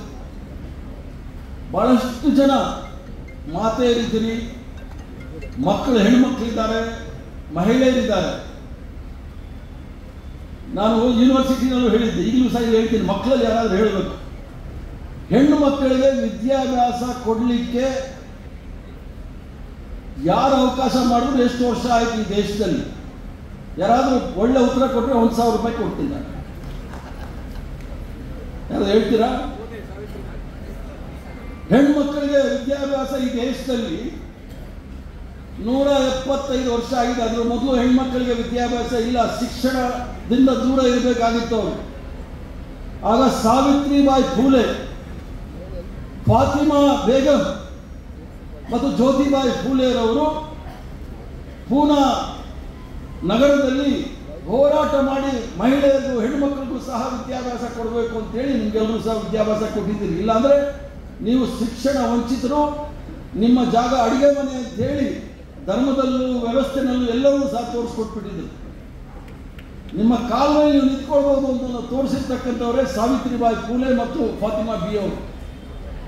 ಆದ್ದರಿಂದ ಸಂವಿಧಾನ ಆಶಯಗಳು ಅಂತ ಹೇಳಿದ್ರೆ ಕೇವಲ ಪ್ರೀತಿ ವಾತ್ಸಲ್ಯದ ಒಂದೇ ಅಲ್ಲ, ಎಲ್ಲರೂ ಸಹ ಸಮಾನವಾಗಿ ಕಾಣಬೇಕಾದ್ರೆ ಮಹಾತ್ಮ ಗಾಂಧಿಯವರ ಹೋರಾಟದಲ್ಲಿ, ಸ್ವತಂತ್ರ ಹೋರಾಟದಲ್ಲಿ ಪ್ರಾರಂಭ ಆಗಿರ್ತಕ್ಕಂಥದ್ದು ಈ ಸಂವಿಧಾನ ರಚನೆ ಆಗೋ ಸಂದರ್ಭದಲ್ಲಿ ಸುಮಾರು 2 ವರ್ಷ 11 ತಿಂಗಳು 18 ದಿವಸಗಳ ಕಾಲ 398 ಜನ ಸುದೀರ್ಘವಾಗಿ ಚರ್ಚೆ ಮಾಡಿ 389 ಜನ ಸುದೀರ್ಘವಾದ ಕಾನ್ಸ್ಟಿಟ್ಯೂಂಟ್ ಅಸೆಂಬ್ಲಿ ಅಂತ ಹೇಳಿ ಚರ್ಚೆ ಮಾಡಿ ಈ ದೇಶ ನಡೆಸಬೇಕಾದ್ರೆ ಯಾವ ರೀತಿಯ ಸಂವಿಧಾನವನ್ನು ನಾವು ಕೊಡಬೇಕು ಅಂತ ಹೇಳಿ ಬ್ರಿಟಿಷರು ಹೇಳ್ತಾರೆ. ಭಾರತ ಹೋರಾಟ ಮಾಡಿ ಸ್ವತಂತ್ರ ಹೋರಾಟದಲ್ಲಿ ಇದ್ದಂಥ ಪಾಲ್ಗೊಂಡಂಥವ್ರು ಹೇಳ್ತಾರೆ, ನೀವು ನಿಮಗೆ ಸ್ವತಂತ್ರ ಬೇಕು ಅಂತ ಹೇಳ್ತಾ ಇದ್ದೀರಿ, ನಿಮಗೆ ಸಂವಿಧಾನದ ಇಲ್ಲ, ಯಾವ ರೀತಿ ನೀವು ಸರ್ಕಾರವನ್ನು ನೀವು ಆಡಳಿತವನ್ನು ನಡೆಸಬೇಕಂದ್ರೆ MN ರಾಯ್ ಅಂತ ಹೇಳಿ, ಮನವಂತ್ ರಾಯ್ ಅಂತ ಹೇಳಿ ನಮ್ಮ ಕಾಟಿಪಾಳ್ಯ ಇದ್ದಾರೆ, ಮುನೀರ್ ಕಾಟಿಪಾಳ್ಯ ಅವರು, ಕಮ್ಯುನಿಸ್ಟ್ ಅವರು ಹೇಳಿದ್ರು ನಾವು ಸಂವಿಧಾನವನ್ನು ನಾವು ರಚನೆ ಮಾಡೋ ಶಕ್ತಿ ಇದೆ ಅಂತ ಹೇಳಿ 1935 ಇಸ್ವಿನಲ್ಲಿ ಸಂವಿಧಾನ ಪ್ರಾರಂಭ ಮಾಡಕ್ಕೆ ಹೊರಟಾಗ ಅದರ ಬಗ್ಗೆ ಆಳವಾಗಿ ಚಿಂತನೆ 1945 ಇಸ್ವಿಯಿಂದ ಪ್ರಾರಂಭ ಆಗುತ್ತೆ. 2 ವರ್ಷ 11 ತಿಂಗಳು 18 ದಿವಸಗಳ ಕಾಲ 381 ಜನ ಚರ್ಚೆ ಮಾಡಿ ಈ ಸಂವಿಧಾನವನ್ನು ನಮ್ಮ ಮುಂದೆ ಇಡ್ತಾರೆ. ಅದರಲ್ಲಿ ಪ್ರಿಯಾಂಬಲ್ ಅಂತ ಹೇಳಿ we the people of India ಅಂತ ಹೇಳಿ ಏನು ಹೇಳ್ತಾರೆ, ಆ ಸಂದರ್ಭದಲ್ಲಿ ಬಹಳ ಸ್ವಾರಸ್ಯಕರವಾದ ಘಟನೆ. ಸೆಂಥಿಲ್ ಸಾಹೇಬರು ಸಹ ತಿಳ್ಕೊಳ್ಬೇಕಾಗುತ್ತೆ, ಗೊತ್ತಿರುತ್ತೆ ಅವ್ರಿಗೆ. ಚರ್ಚೆ ಆದ ಸಂದರ್ಭದಲ್ಲಿ ನಿಮ್ಮ ಜಿಲ್ಲೆಯವರಾದ ಕಾಮತ್ ಅಂತ ಹೇಳಿರ್ತಾರೆ, ಅವ್ರು ಹೇಳ್ತಾರೆ ಎದ್ದು ನಿಂತ್ಕೊಂಡು, ಪ್ರಿಯಾಂಬಲ್ ಅಲ್ಲಿ ಇರ್ತಕ್ಕಂಥದ್ದು ವಿ ದ ಪೀಪಲ್ ಅಂತಿದೆ, ವಿ ದ ಪೀಪಲ್ ಅನ್ನೋದು ಯಾಕೆ, it should be in the name of god ಅಂತಾರೆ. ಆಗ ಆಚಾರ್ಯ ಕೃಪಲಾನಿ ಅಂತ ಹೇಳಿ ಬಹಳ ವರಿಷ್ಠ ಕಾಂಗ್ರೆಸ್ ಪಕ್ಷದ ನಾಯಕರು, ನಂಬಿಕಸ್ಥರು, ಅವರು ದೇವರಲ್ಲಿ ನಂಬಿಕೆ ಇದ್ದವರು, ಅವ್ರು ಎದ್ದು ನಿಂತ್ಕೊಂಡು ಹೇಳ್ತಾರೆ, ಕಾಮತ್ರವರೇ, ನಾವು ಈ ದೇಶದಲ್ಲಿ ದೇರ್ ಆರ್ ಏಥಿಸ್ಟ್ ಬಿಲೀವರ್ಸ್ ಅಗ್ನೋಯಿಸ್ಟ್ ಅಂತ ಹೇಳಿ, ಅಂದರೆ ನಮ್ಮ ನಾಸ್ತಿಕರಿದ್ದಾರೆ, ನಮ್ಮ ಆಸ್ತಿಕರಿದ್ದಾರೆ, ಅದು ವಿಚಾರವಂತರಿದ್ದಾರೆ. ಆದ್ರಿಂದ ದೇವರ ಹೆಸರಲ್ಲಿ ಮಾಡೋದು ಕಷ್ಟ, ಈ ಸಂವಿಧಾನವನ್ನು ಜನರ ಹೆಸರಲ್ಲೇ ಮಾಡೋಣ ಅಂತ ಹೇಳಿ ಜನರ ಹೆಸರಲ್ಲೇ ಮಾಡಿ we the people of India ಅಂತ ಹೇಳಿ ಶುರು ಮಾಡ್ತಾರೆ. ಆ ಪ್ರಿಯಾಂಬಲ್ ಅಲ್ಲಿ ಹೇಳುವಾಗ ಬಹಳ ಸ್ಪಷ್ಟವಾಗಿ ಹೇಳ್ತಾರೆ, ಭಾರತವನ್ನು ಒಂದು ಸಾರ್ವಭೌಮ ಸಮಾಜವಾದಿ ಸರ್ವಧರ್ಮ ಸಮಭಾವದ ಪ್ರಜಾತ್ಮಕ ಗಣರಾಜ್ಯವಾದಿ ರಚಿಸಲು ಮತ್ತು ಅದರ ಸಮಸ್ತ ನಾಗರಿಕರಿಗೆ ಸಾಮಾಜಿಕ, ಆರ್ಥಿಕ ಮತ್ತು ರಾಜಕೀಯ ನ್ಯಾಯ, ವಿಚಾರ ಅಭಿವ್ಯಕ್ತಿ, ವಿಶ್ವಾಸ, ಧರ್ಮ ಶ್ರದ್ಧೆ ಮತ್ತು ಉಪಾಸನಾ ಸ್ವಾತಂತ್ರ್ಯ, ಸ್ಥಾನಮಾನ ಹಾಗೂ ಅವಕಾಶ ಸಮಾನತೆ ಬರಬೇಕಾದ್ರೆ ಸೆಂಟ್ರಲ್ ಅದೇ ಹೇಳ್ತಾ ಇದ್ರು, ಎಲ್ಲ ವಿಚಾರದಲ್ಲೂ ಸಮಾನತೆ ಬರಬೇಕಾದ್ರೆ ಅದು ಈ ದೇಶದಲ್ಲಿ ಸುಮಾರು 7 ದೊಡ್ಡ ಧರ್ಮಗಳಿರ್ತಕ್ಕಂಥ ರಾಷ್ಟ್ರ, ಹಿಂದೂ ಧರ್ಮ, ಕ್ರೈಸ್ತ ಧರ್ಮ, ಇಸ್ಲಾಂ ಧರ್ಮ, ಬೌದ್ಧ ಧರ್ಮ, ಸಿಖ್ ಧರ್ಮ, ಜೈನ ಧರ್ಮ, ಜೊರಾಸ್ಟ್ರಿಯನ್ ಧರ್ಮ ಅಂತ 7 ದೊಡ್ಡ ಧರ್ಮಗಳಿರ್ತಂಥ ರಾಷ್ಟ್ರದಲ್ಲಿ ಎಲ್ಲರನ್ನೂ ಸಹ ಅನ್ಯೋನ್ಯವಾಗಿ ತೆಗೆದುಕೊಂಡು ಹೋಗಬೇಕಾದ್ರೆ ಯಾವುದಾದ್ರೂ ಒಂದು ಅದಕ್ಕಿಂತ ದೊಡ್ಡ ಗ್ರಂಥ ಬೇಕು ಅಂದಾಗ ಇದು ಕೇವಲ ಪವಿತ್ರವಾದ ಗ್ರಂಥ, ನಮ್ಮ ಸಂವಿಧಾನ ಅನ್ನೋದನ್ನ ಬಹಳ ಸ್ಪಷ್ಟವಾಗಿ ಹೇಳಲಿಕ್ಕೆ ಇಚ್ಛೆ ಬಿಡ್ತೇನೆ. ಕೇವಲ 7 ಧರ್ಮದಲ್ಲಿ ಮಾತ್ರ ಈ ರಾಷ್ಟ್ರ ನಡೆಯೋದಿಲ್ಲ.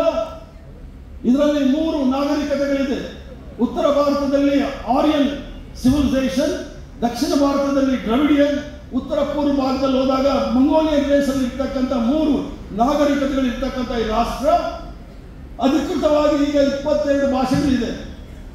ಇನ್ನು 26 ಭಾಷೆ ಕ್ಯೂನಲ್ಲಿ ನಿಂತಿದೆ, ಇಂಟರ್ನೆಟ್ ಶೆಡ್ಯೂಲಲ್ಲಿ ಬರಬೇಕು ಅಂತ. ನಮಗೂ ಸಹ ಅಧಿಕೃತವಾದ ಭಾಷೆಯನ್ನು ಕೊಡಿ ಅಂತೇಳಿ. ಅದರಲ್ಲಿ ತುಳು ಮತ್ತು ಕೊಡವ ಸಹ ಇದೆ. ಕೊಂಕಣಿ ಈಗಾಗಲೇ 8 ಶೆಡ್ಯೂಲಲ್ಲಿದೆ. ಡೈಲೆಕ್ಟ್ಸ್ ಅಂದರೆ ಆಡು ಭಾಷೆಗಳು ಅಂತ ಹೇಳಿದ್ರೆ 19,000 ಭಾಷೆಗಳು ಇರ್ತಕ್ಕಂಥದ್ದು. ಬೆಂಗಳೂರು ನಗರದಲ್ಲೇ ಎಷ್ಟು ಭಾಷೆ ಮಾತಾಡ್ಬೋದು? ಬೆಂಗಳೂರು ನಗರ ಒಂದರಲ್ಲಿ 108 ಭಾಷೆ ಮಾತಾಡ್ತಾರೆ.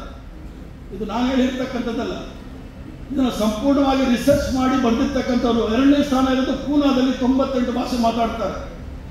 ಇಷ್ಟೊಂದು ವೈವಿಧ್ಯತೆ ಇರ್ತಕ್ಕಂಥ ರಾಷ್ಟ್ರವನ್ನ ಇದರಲ್ಲಿ ಏಕತೆಯನ್ನು ಯಾವ ರೀತಿ ತರಬಹುದು ಅನ್ನೋ ಮೂಲ ಮಂತ್ರದಿಂದ, ಉದ್ದೇಶದಿಂದ ಈ ಒಂದು ಸಂವಿಧಾನವನ್ನು ನಮ್ಮ ಮುಂದೆ ತರ್ತಾರೆ.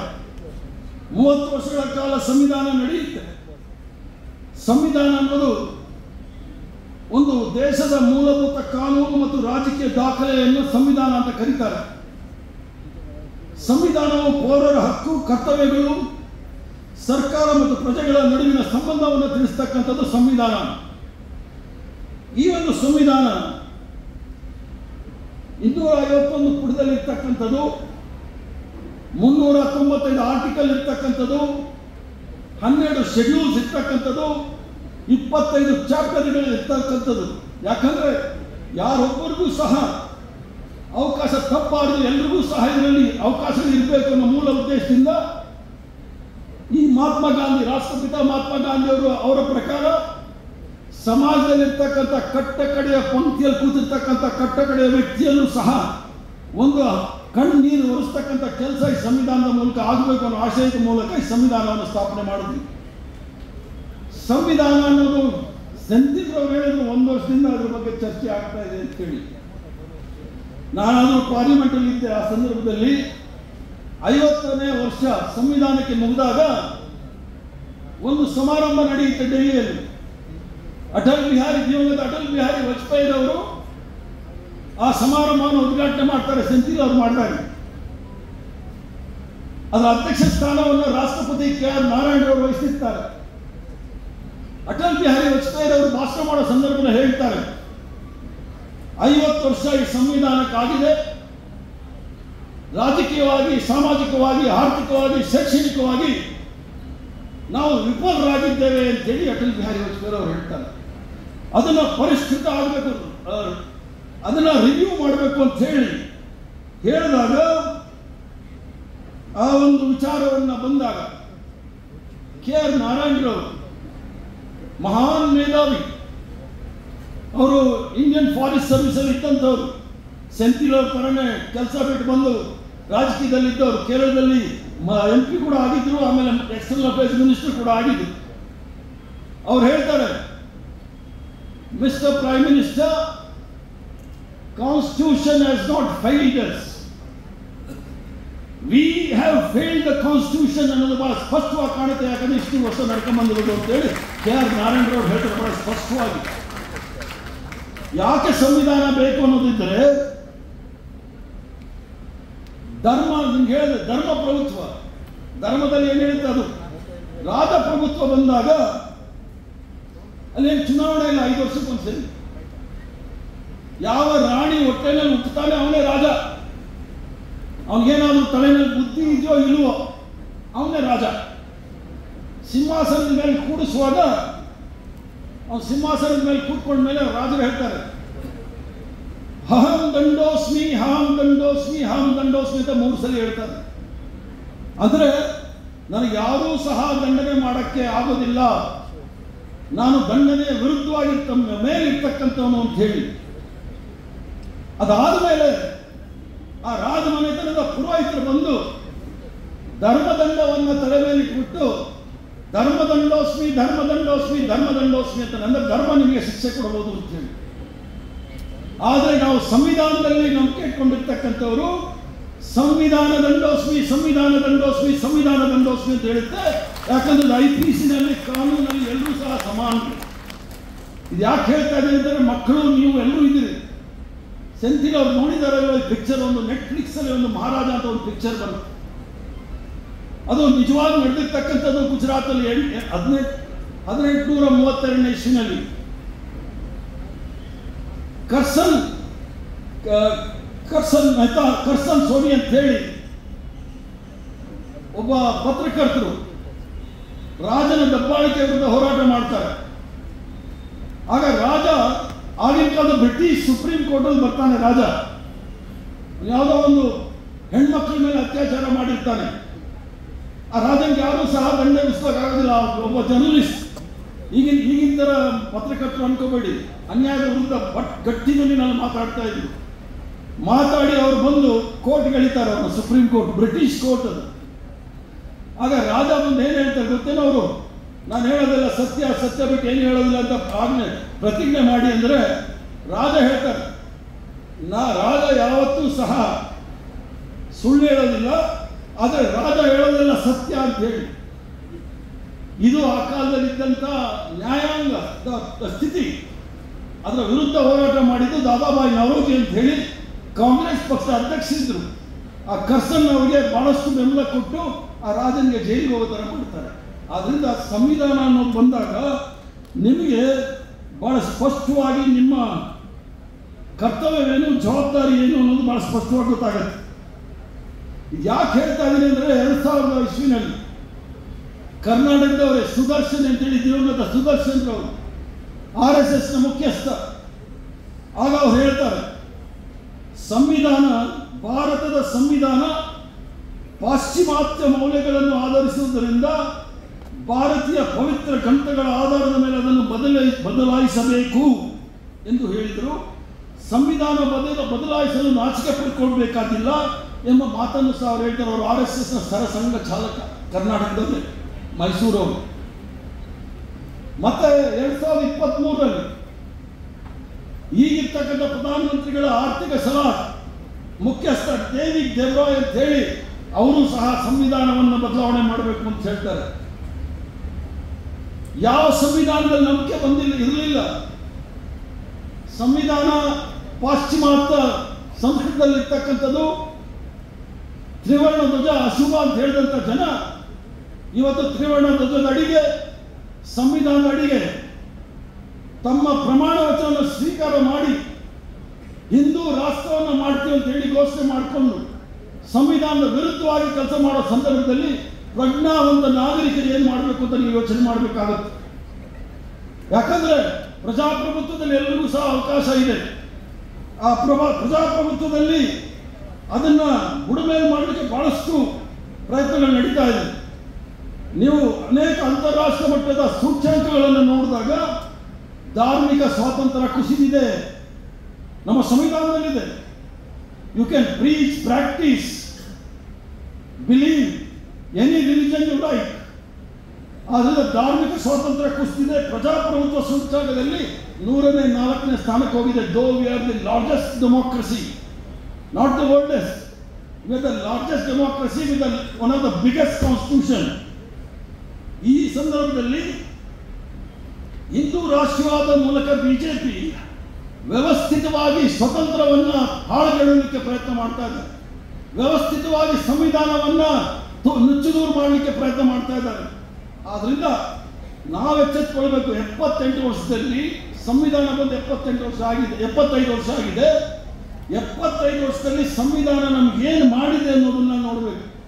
ಯಾಕಂದ್ರೆ ಸಂವಿಧಾನ ಇಲ್ಲದಿರೋ ಸಂದರ್ಭದಲ್ಲಿ ಬಹಳ ಸ್ಪಷ್ಟವಾಗಿದೆ, ಅಲ್ಪಸಂಖ್ಯಾತರ ಮತ್ತು ಸಮಾಜದ ದುರ್ಬಲ ವರ್ಗಗಳ ಪ್ರಜಾಸತ್ತಾತ್ಮಕ ಹಕ್ಕುಗಳ ಉಲ್ಲಂಘನೆಗೆ ನಿರ್ಭೀತವಾಗಿ ವಾತಾವರಣವನ್ನು ಬಿಜೆಪಿ ಆಳ್ವಿಕೆಯಲ್ಲಿ ಸೃಷ್ಟಿ ಮಾಡಿದೆ. ಆದ್ರಿಂದ ರಾಜಕೀಯ ಮಾತಾಡ್ತೀನಿ ಅಂತ ಹೇಳ್ಕೊಳ್ಬೇಡಿ, ಅಧಿಕಾರದಲ್ಲಿ ಇರ್ತಕ್ಕಂಥವ್ರು ಅವರು. ಆದ್ರಿಂದ ಈ ಒಂದು ಸಂದರ್ಭ ನೋಡಿದಾಗ ಬಹಳ ಪ್ರಮುಖವಾಗಿರ್ತಕ್ಕಂಥ ವಿಚಾರ, ಯಾಕಂದ್ರೆ ಸಮಯ ಇಲ್ಲಿರೋದ್ರಿಂದ ಹೇಳ್ತೀನಿ.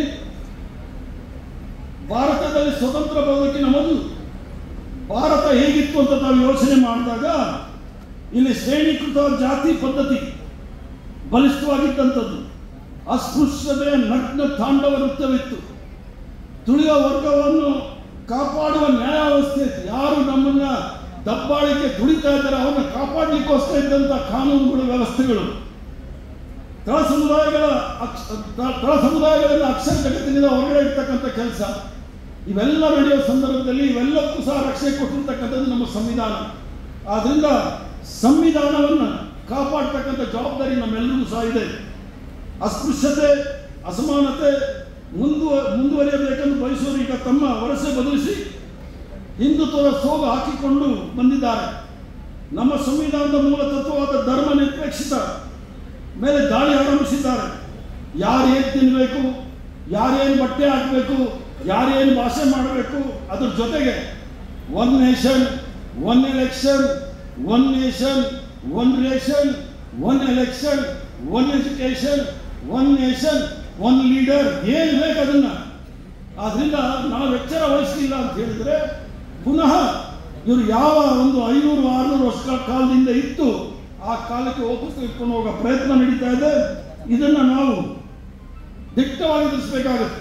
ಸಂವಿಧಾನದಲ್ಲಿ ಸ್ವತಂತ್ರ ಹೋರಾಟ ಬಂದ ನಂತರ ಭಾರತವನ್ನು ಕಲ್ಯಾಣ ರಾಜ್ಯವನ್ನಾಗಿ ಮಾಡಬೇಕು ಅಂತೇಳಿ ಸ್ವತಂತ್ರ ಹೋರಾಟದ ಎಲ್ಲ ಹೋರಾಟಗಾರರು ಸಹ ಆಶಯಗಳನ್ನು ಇಟ್ಕೊಂಡು ಇದರಲ್ಲಿ ಬಹಳ ಪ್ರಮುಖವಾಗಿ ಜನಸಾಮಾನ್ಯರಿಗೆ ಆಹಾರ, ಕುಡಿಯುವ ನೀರು, ಉದ್ಯೋಗ, ಉಚಿತ ಶಿಕ್ಷಣ, ಆರೋಗ್ಯ ಸೌಕರ್ಯಗಳನ್ನು ಕಲಿಸ್ತಕ್ಕಂಥದ್ದೇ ಕಲ್ಯಾಣ ರಾಜ್ಯ ಅನ್ನೋದನ್ನ ನಾವೆಲ್ಲರೂ ಸಹ ಗಮನದಲ್ಲಿ ಇಟ್ಕೊಳ್ಬೇಕು. ಈಗ ಎಲ್ಲಿ ನೋಡಿದ್ರೂ ಸಹ ಒಂದು ಕಡೆ ಕ್ಯಾಪಿಟೇಷನ್ ಫೀಸ್, ಇನ್ನೊಂದು ಕಡೆ ಡೊನೇಷನ್, ಹಾಸ್ಪಿಟ್ಲ್ ಹೋಗಂಗಿಲ್ಲ. ಮದರ್ ತೆರೇಸಾ ಅವರು ಬಂದು ಬಡವರಿಗೆ ಅವರಿಗೆ ಆರೋಗ್ಯವನ್ನು ನೋಡಿಕೊಂಡ್ರೆ ಅವರು ಮತಾಂತರಕ್ಕೆ ಬಂದಿದ್ದಾರೆ ಅನ್ನೋದು. ಯಾಕಂದ್ರೆ ಜನಗಳಲ್ಲಿ ನಂಬಿಕೆ ಮತ್ತು ಧೈರ್ಯವನ್ನು ಕುಗ್ಗಿಸ್ತಕ್ಕಂಥ ಕೆಲಸ ನಿರಂತರವಾಗಿ ಮಾಡ್ಕೊಂಡು ಬಂದಿದೆ ಧರ್ಮದ ಹೆಸರಲ್ಲಿ ಕೆಲವು ಸಂಘಟನೆಗಳು. ಆದ್ರಿಂದ ನಾವು ಎಚ್ಚರಗೊಳ್ಳಬೇಕಾಗುತ್ತೆ. ಎಚ್ಚರಗೊಳ್ಳಿಲ್ಲ ಅಂತ ಹೇಳಿದ್ರೆ ಏನು ಸಂಪಾದನೆ ಮಾಡಿದ್ವಿ ಸ್ವತಂತ್ರ ಪೂರ್ವದಲ್ಲಿ, ಯಾಕಂದ್ರೆ ಮಕ್ಕಳು ಬಹಳ ಜನ ಇದ್ದಾರೆ. ಒಂದು ವಿಚಾರ ಹೇಳ್ಬಿಟ್ಟು ನಾನು ಭಾಷಣ ಮುಗಿಸ್ತೇನೆ. ಈ ದೇಶದಲ್ಲಿ ಚುನಾವಣೆ ಶಿಕ್ಷಣ ಅನ್ನೋದಕ್ಕೆ ಒಂದು ರಾಷ್ಟ್ರೀಯ ಶಿಕ್ಷಣ ನೀತಿ 1835 ಇಸ್ವಿನಲ್ಲಿ ಲಾರ್ಡ್ ಮೆಕಾಲೆ. ಆಗ ಈ ದೇಶದಲ್ಲಿ ಸಾಕ್ಷರತೆ ಅಂತಕ್ಕಂಥದ್ದು 3%.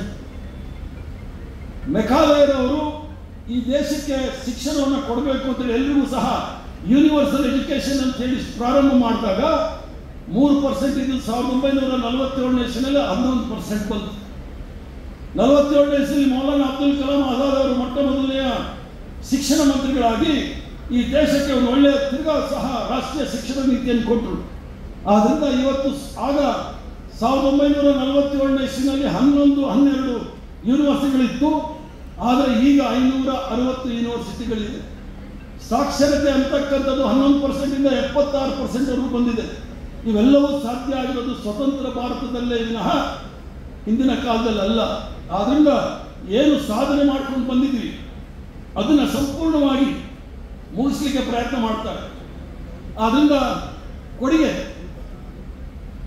ಏನು ಮತಾಂತರ ಮಾಡಲಿಕ್ಕೆ ಅಂತ ಹೇಳಿ ಯಾರಾದರೂ ಇಸ್ಲಾಂ ಧರ್ಮದವ್ರು ಏನಾದರೂ ಮಾಡಿದ್ರೆ ಅವರು ಮತಾಂತರ ಮಾಡಿಸ್ತಾರೆ. ಕ್ರಿಶ್ಚಿಯನ್ಸ್ ಅವರು ಎಜುಕೇಶನ್ನು, ಹೆಲ್ತ್ ವಿಚಾರದಲ್ಲಿ ಬಂದರೆ ಅವರು ಮತಾಂತರಕ್ಕೆ ಪ್ರಯತ್ನ ಮಾಡ್ತಾರೆ. ಸ್ವತಂತ್ರ ಹೋರಾಟದಲ್ಲಿ ಮೊಟ್ಟ ಮೊದಲನೆಯ ಹೋರಾಟವನ್ನು 1857ನೇ ಇಸ್ವಿನಲ್ಲಿ ಬ್ರಿಟಿಷರ ವಿರುದ್ಧ ಸಿಪಾಯಿ ಮಿಲಿಟರಿನಲ್ಲಿ ನಾಯಕತ್ವವನ್ನು ವಹಿಸಿಕೊಂಡಿದ್ದಂಥದ್ದು ಒಂದು ಮುಸ್ಲಿಂ ಸಮಾಜಕ್ಕೆ ಸೇರಿದಂಥ ಬಹದ್ದೂರ್ ಶಾ ಜಫರ್ ಅಂತ ಹೇಳಿ ಒಬ್ಬ ರಾಜ. ಯಾವಾಗ ಎಲ್ಲರೂ ಸಹ ಬ್ರಿಟಿಷರ ವಿರುದ್ಧ ಹೋರಾಟ ಮಾಡಬೇಕಾದ್ರೆ ಯಾರಿಗೂ ಸಹ ಧೈರ್ಯ ಇರಲಿಲ್ಲ ಇರೋ ರಾಜ ಮಹಾರಾಜಗಳಲ್ಲಿ. ಆಗ ಧೈರ್ಯವಾಗಿ ಆ ಮುದ್ಕ 80 ವರ್ಷದ ಮುದ್ಕ ಮುಂದೆ ನಾನು ಹೋರಾಟ ಮಾಡ್ತಿದ್ದೆ 2 ದಿವಸದಲ್ಲಿ ಹಿಡಿದು ರಂಗೂನಲ್ಲಿ ಜೈಲಿಗೆ ಹಾಕೊಂಡು. ತದನಂತರ ಸ್ವತಂತ್ರ ಹೋರಾಟದಲ್ಲಿ ಡಾಕ್ಟರ್ ಅನಿ ಬೆಸೆಂಟ್ ಅಂತೇಳಿ ತಾವೆಲ್ಲರೂ ಸಹ ನೋಡಿರ್ಬೋದು, ಕೇಳಿರ್ಬೋದು. ಅನಿ ಬೆಸೆಂಟ್ ಅವರು ಸ್ವತಂತ್ರ ಹೋರಾಟದಲ್ಲಿ ಸಂಪೂರ್ಣವಾಗಿ ನಮ್ಮ ಕಾಂಗ್ರೆಸ್ ಪಕ್ಷದ ಅಧ್ಯಕ್ಷರು ಸಹ ಆಗಿದ್ರು. ಅವರು ಕ್ರಿಶ್ಚಿಯನ್ ಸಮುದಾಯಕ್ಕೆ ಸೇರಿದಂಥವರು, ಎಲ್ಲ ಸಮುದಾಯದವರು, ಎಲ್ಲ ಜಾತಿಯವರು, ಎಲ್ಲ ವರ್ಗದವರು ಸೇರಿ ಸ್ವತಂತ್ರ ಹೋರಾಟದಲ್ಲಿ ನಮಗೆ ಸ್ವತಂತ್ರವನ್ನು ದಕ್ಷಿ ಈ ಒಂದು ಸಂವಿಧಾನವನ್ನು ಕೊಟ್ಟಿರ್ತಕ್ಕಂಥದ್ದು ನಾವು ನೋಡ್ಬೋದು. ಆದ್ರಿಂದ ಏನು ನಮ್ಮ ಸೆಂಥಿಲ್ರವ್ರು ಹೇಳಿದ್ರು, ವಿ ಶುಡ್ ಸೆಲೆಬ್ರೇಟ್ ಅಂತ ಹೇಳಿ, ನಾನು ಅದಕ್ಕೊಂದು I should agree for disagreement. celebrating the what you call diversity is the part of Indian culture. ನಾವು ಈಗ ಬಲಾಢ್ಯರು ಮತ್ತು ದುರ್ಬಲರು ಇರುವ ಸಂದರ್ಭದಲ್ಲಿ sometime we will have to agree for disagreements. ಸಂವಿಧಾನದ ಚೌಕಟ್ಟಿನಲ್ಲಿ ಎಲ್ರಿಗೂ ಸಹ ಅವಕಾಶ ಇರೋದ್ರಿಂದ, ಯಾಕಂದರೆ ಈ ದೇಶದಲ್ಲಿ ಜಾತಿ ವ್ಯವಸ್ಥೆ, ಯುರೋಪ್ ಹೋದರೆ ನಿಮಗೆ ಅಲ್ಲಿ ರೇಷಿಯಲ್ ಡಿಸ್ಕ್ರಿಮಿನೇಷನ್ ಇರುತ್ತೆ, ವರ್ಣಭೇದ, ಕಪ್ಪು ಬಿಳಿ. ಇಲ್ಲಿ ಜಾತಿಗಳು 3,500 ಜಾತಿಗಳಿದೆ. ನಮ್ಮನ್ನು ಅವ್ರು ನೋಡಿದ್ರೆ ಆಗಲ್ಲ. ಜಾತಿ ವ್ಯವಸ್ಥೆ ರಾಮ್ ಗುಲಾಮ್ ಅಂತ ಹೇಳಿ ಮಾರಿಷಿಯಸ್ ಪ್ರಧಾನಮಂತ್ರಿಗಳು ಹೇಳ್ತಾರೆ, cost the poverty is engineered in the name of the cost and religion ಅಂತ ಹೇಳಿ.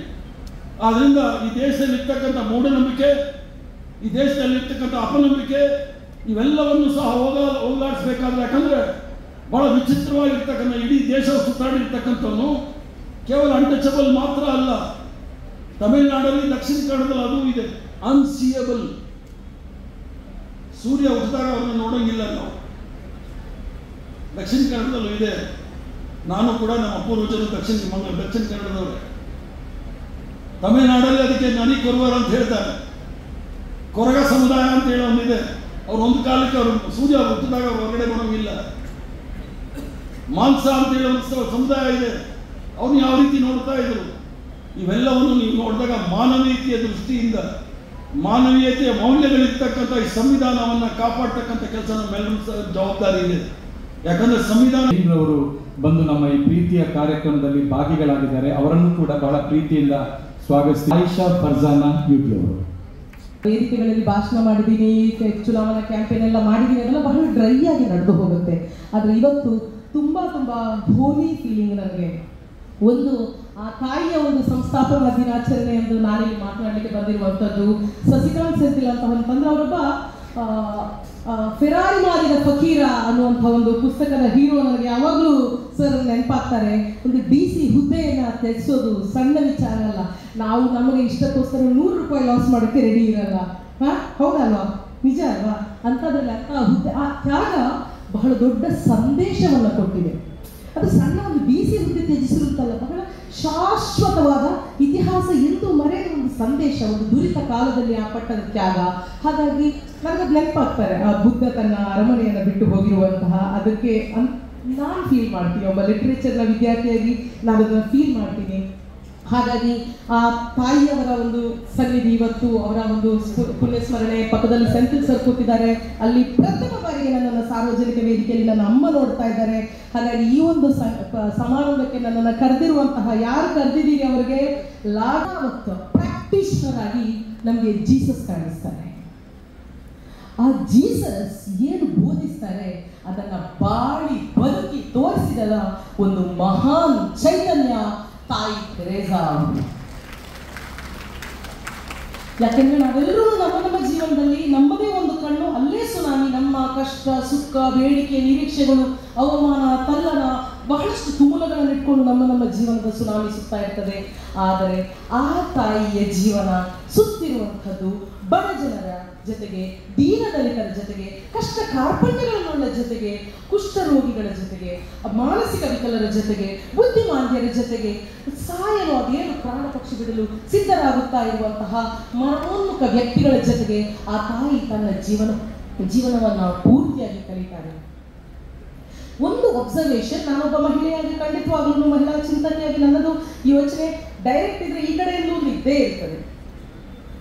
ಯಾಕೆಂತ ಹೇಳಿದ್ರೆ ಇವಾಗ ಬೇರೆ ಬೇರೆ ಧರ್ಮದಲ್ಲಿ ಅಂದ್ರೆ ಧರ್ಮವನ್ನು ತುಂಬಾ ತುಲನಾತ್ಮಕವಾಗಿ ಕಂಪ್ಯಾರಿಟಿವ್ಲಿ ನೋಡುವಂತ ಒಂದು ಅಭ್ಯಾಸ ನಮಗಿದೆ. ಹಾಗಾಗಿ ಇವಾಗ ಬೇರೆ ಬೇರೆ ಧರ್ಮದಲ್ಲಿ ಬೇರೆ ಬೇರೆ ರೀತಿಯ ಒಂದು ವ್ಯಾಲ್ಯೂ ಸಿಸ್ಟಮ್ ಇರ್ತದೆ. ಎಲ್ಲವೂ ಚೆನ್ನಾಗಿರ್ತದೆ, ಕೆಲವೊಂದು ಚರ್ಚಾರ ಇರ್ತದೆ, ಇದಕ್ಕೆ ಯಾರೂ ಹೊರತಲ್ಲ.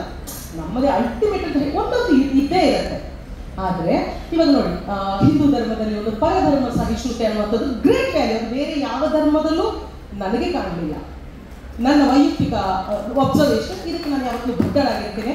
ಇವಾಗಿನ ವಿಚಾರ ಬೇಡ ನನಗೆ, ಇವಾಗ ತಿರುಚಲ್ಪಟ್ಟ ತತ್ವದ ವಿಚಾರ ಹೇಳ್ತಾ ಇಲ್ಲ. ಮೂಲದಲ್ಲಿ ಆ ಕಾರಣದಿಂದಲೇ ಇವತ್ತು ನಮ್ಮ ದೇಶದಲ್ಲಿ ಗಲ್ಲಿಗಳಲ್ಲಿ ಕಾಣುವ ಒಂದು ಮಸೀದಿಯ ಗುಂಬಸ್ಗಳಾಗಿರಬಹುದು, ಚರ್ಚ್ಗಳ ಆ ಒಂದು ಆರ್ಕಿಟೆಕ್ಚರ್ ನಾವೇನು ಕಾಣ್ತೀವಲ್ಲ, ಅದು ಹಿಂದೂ ಧರ್ಮದ ಪರಧರ್ಮ ಸಹಿಷ್ಣುತೆಯ ಕಾರಣದಿಂದಲೇ ಅದು ಇರುವಂಥದ್ದು.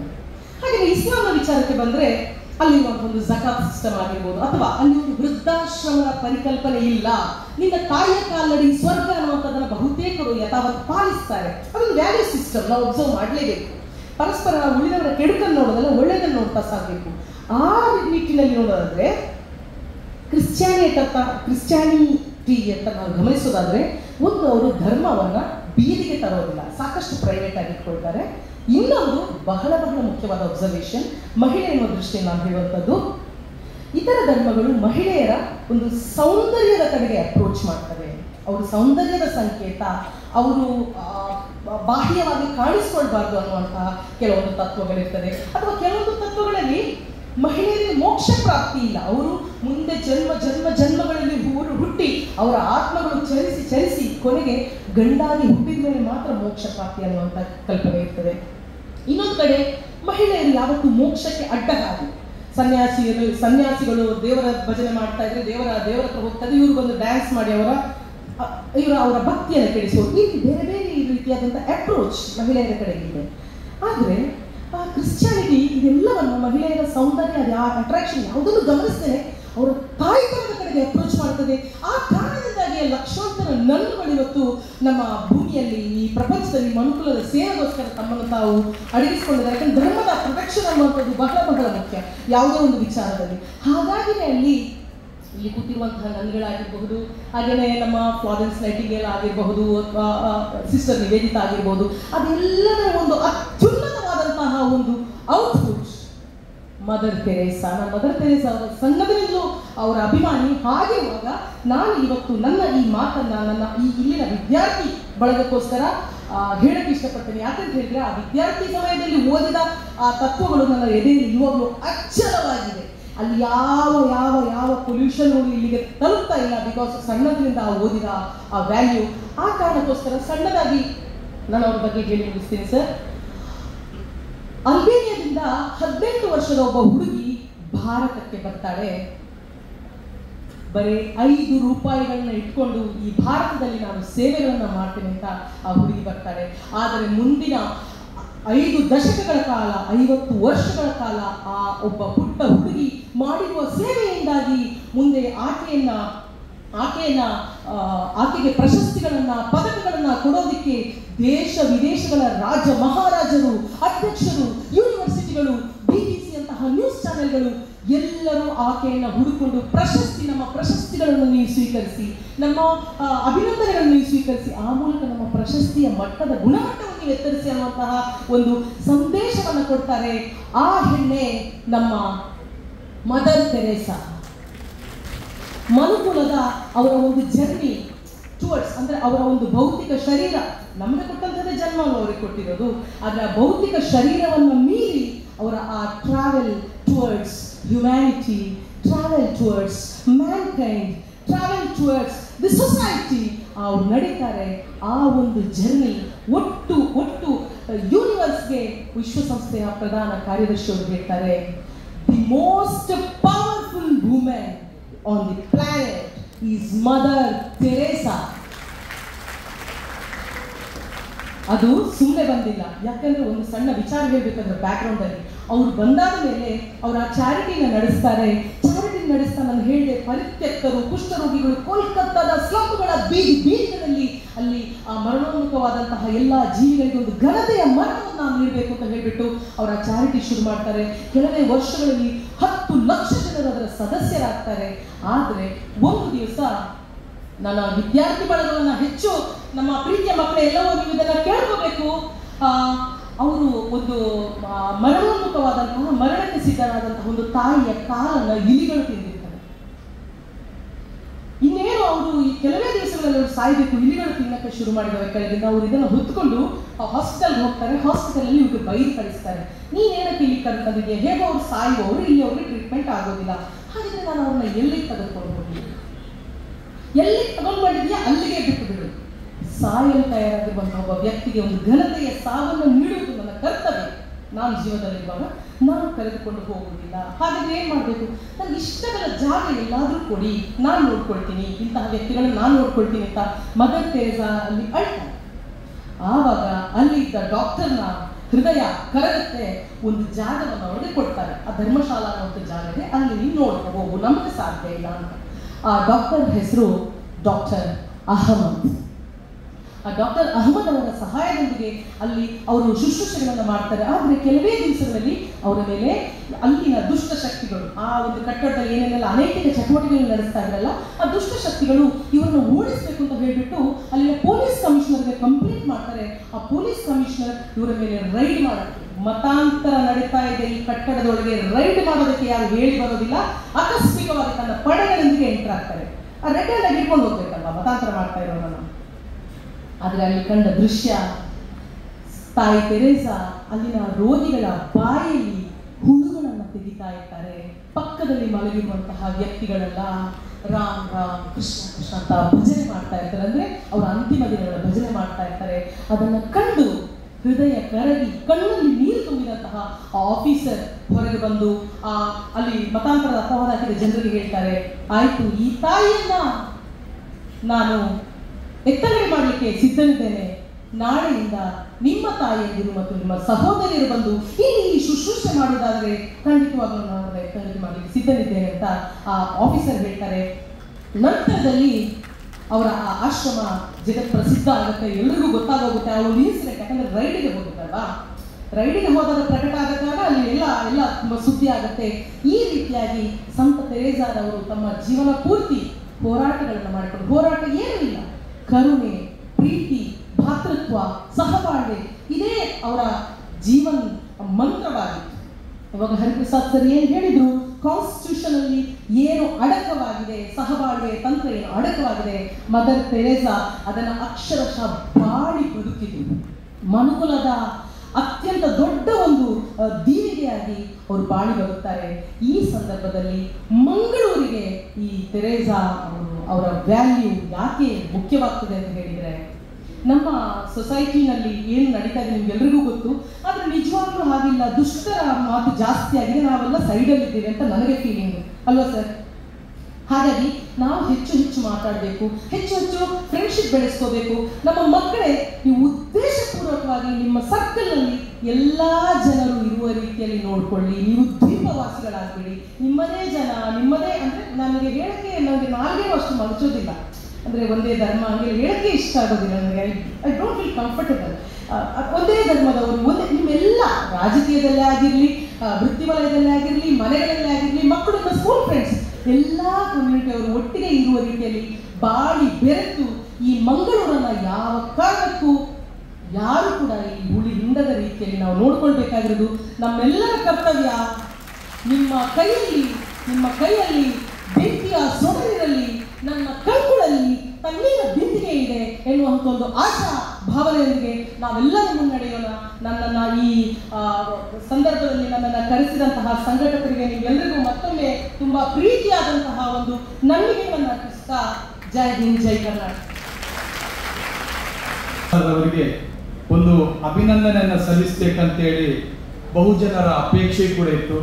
ಅದನ್ನು ನಮ್ಮ ಸಾಮರ ವೇದಿಕೆ ಮಂಗಳೂರು ಹಾಗೂ ಸಾಮರಸ್ಯ ಮಂಗಳೂರು ಇವುಗಳ ಜಂಟಿ ಆಶ್ರಯದಲ್ಲಿ ಮಂಗಳೂರು ನಗರದ ಕುತ್ಮಲ್ ರಂಗರಾವ್ ಪುರಭವನದಲ್ಲಿ ತಾರೀಕು 3/9/2024 ಜರುಗಿದ ದಕ್ಷಿಣ ಕನ್ನಡ ಜಿಲ್ಲಾ ಮಟ್ಟದ ವಿಚಾರ ಸಂಕಿರಣವನ್ನು ಉದ್ಘಾಟಿಸಲು ಆಗಮಿಸಿದ ದಕ್ಷಿಣ ಕನ್ನಡ ಜಿಲ್ಲೆಯ ಮಾಜಿ ಜಿಲ್ಲಾಧಿಕಾರಿಗಳು ಗೌರವಾನ್ವಿತ ಶಶಿಕಾಂತ್ ಸೆಂಥಿಲ್ IAS ಅವರಿಗೆ ತುಳುನಾಡಿನ ಜನತೆಯ ಪ್ರೀತಿಯಿಂದ ನೀಡುವ ಅಭಿನಂದನಾ ಪತ್ರ.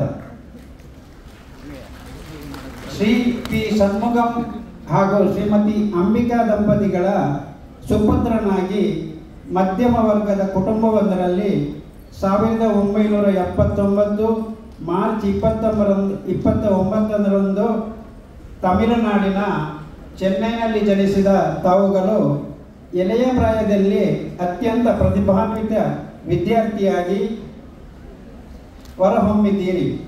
ತಂದೆ ಷಣ್ಮುಗಂರವರು ಜಿಲ್ಲಾ ನ್ಯಾಯಾಧೀಶರಾಗಿ ಅನೇಕ ಘಟನೆಗಳಿಗೆ ಸಮರ್ಥವಾದ ತೀರ್ಪು ನೀಡುವ ನ್ಯಾಯಪಾಲಕರಾದರೆ, ತಾಯಿ ಅಂಬಿಕಾರವರು ಕೇಂದ್ರ ಸರ್ಕಾರಿ ಅಧಿಕಾರಿಯಾಗಿದ್ದುಕೊಂಡು ತುಂಬ ಜನಾನುರಾಗಿಯಾಗಿದ್ದರು.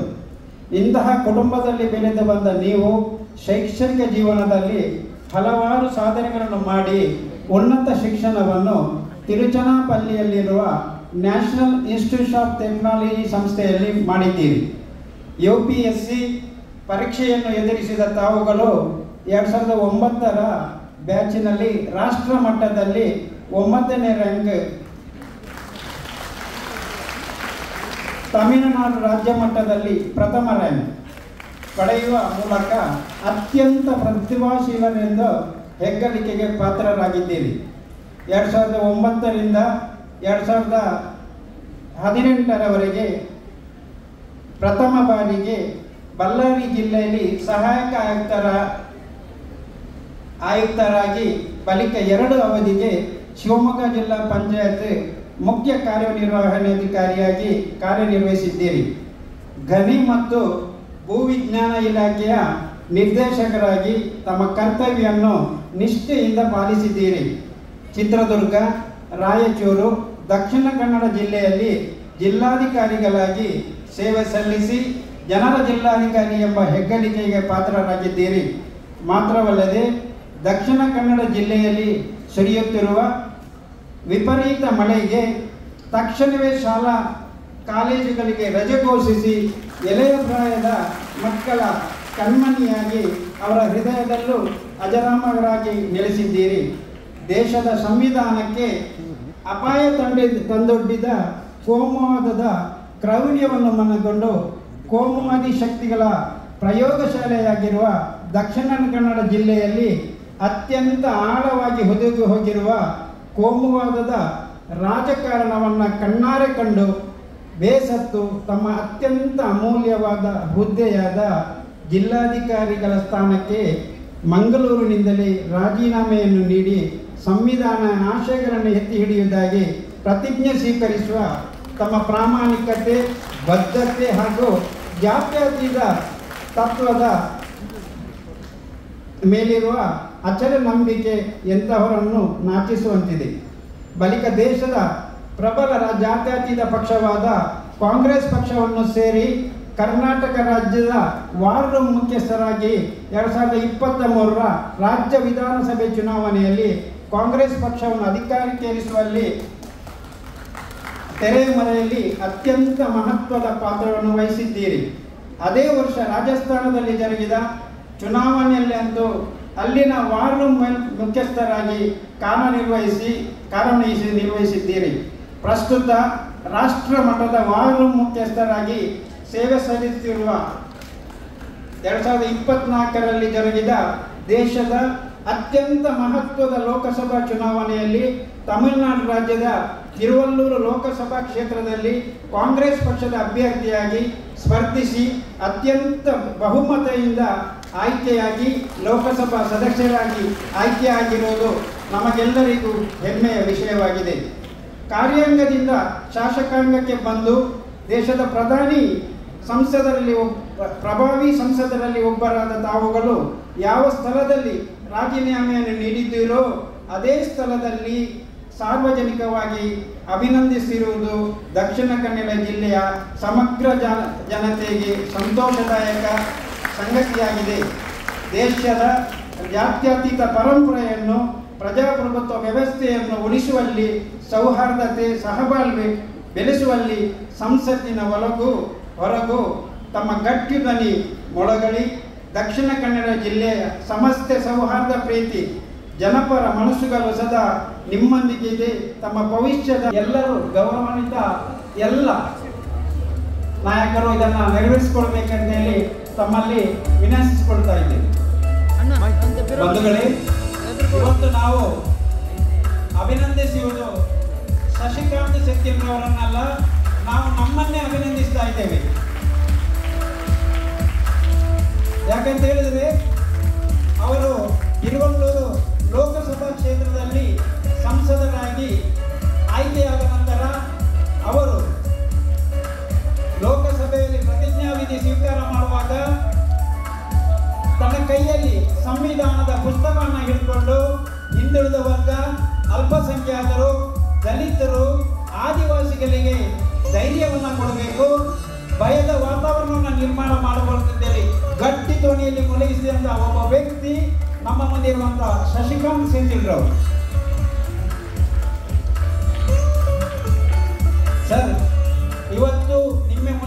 ಇರುವಂತಹ ವಿದ್ಯಾರ್ಥಿಗಳ ಮನಸ್ಸು ಮುಖ ನಿಮಗೆ ಕಾಣಬಹುದು.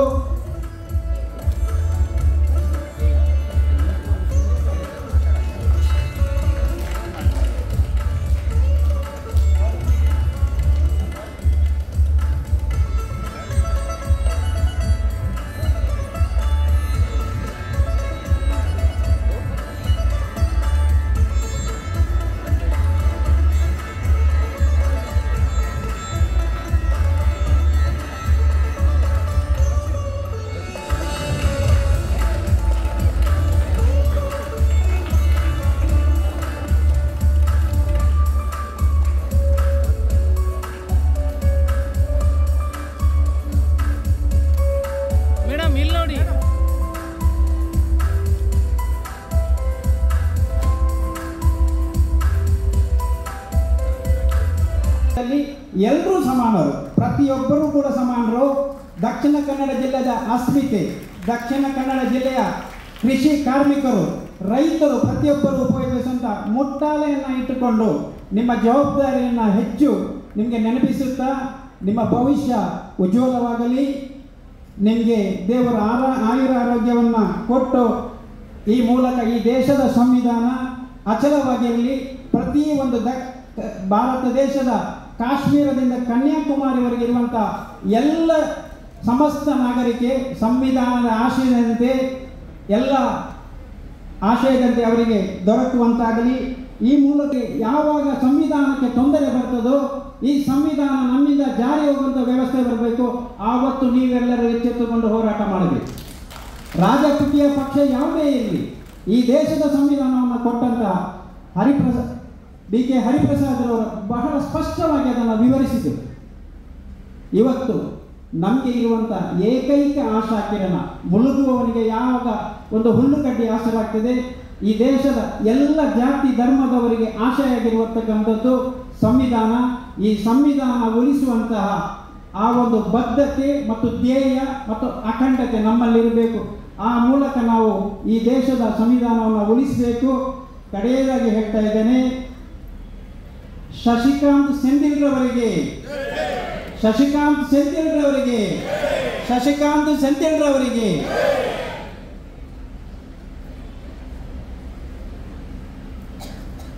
ವಂದನೆಗಳು.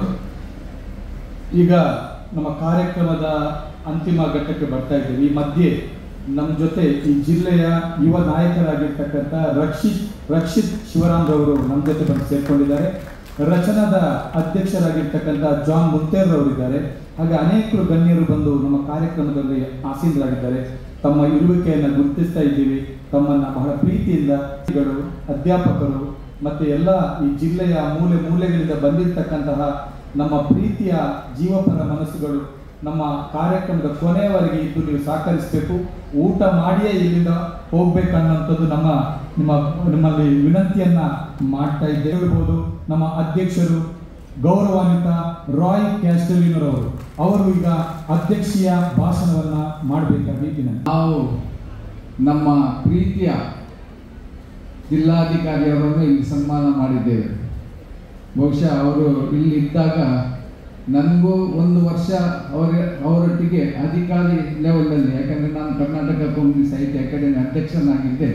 ಆ ಟೈಮಲ್ಲಿ ನೇರವಾಗಿ ಅವರಿಗೆ ಸರ್ಕಾರ ಲೆವೆಲಲ್ಲಿ ಅವರೊಟ್ಟಿಗೆ ವಹಿವಾಟು ಮಾಡಲಿಕ್ಕೆ, ಅವರೊಟ್ಟಿಗೆ ವ್ಯವಹರಿಸಲಿಕ್ಕೆ ನನಗೆ ಸಾಧ್ಯ ಆಗಿದೆ. ಅದು ಮಾತ್ರ ಅಲ್ಲದೆ ಅವರ ಆ ಸಮಯದಲ್ಲಿ ಪಿಲಿಕುಲದಲ್ಲಿ ಪ್ಲಾನೆಟೋರಿಯಂ ಕೆಲಸವನ್ನು ನಾವು ಮುಗಿಸಿದಾಗ ಬಹುಶಃ ಅವರು ಆ ಟೈಮ್ನಲ್ಲಿ ನನಗೆ ಕೊಟ್ಟ ಸಹಕಾರದಿಂದ ಸರಿಯಾದ ಸಮಯದಲ್ಲಿ ಆ ಪ್ಲಾನೆಟೋರಿಯಂ ಕೆಲಸ ಮುಗಿಸ್ಲಿಕ್ಕೂ ನನಗೆ ಸಾಧ್ಯ ಆಯಿತು. ಅವರು ಬಂದು ಒಂದೇ ಒಂದು ಮಾತು ಹೇಳಿದ್ರು, ಪ್ಲಾನೆಟೋರಿಯಂ ಕೆಲಸ ಮಾಡುವಾಗ ಬಹಳ ಜನ ಅದಕ್ಕೆ ಅಡ್ಡಿಪಡಿಸಿದ್ರು.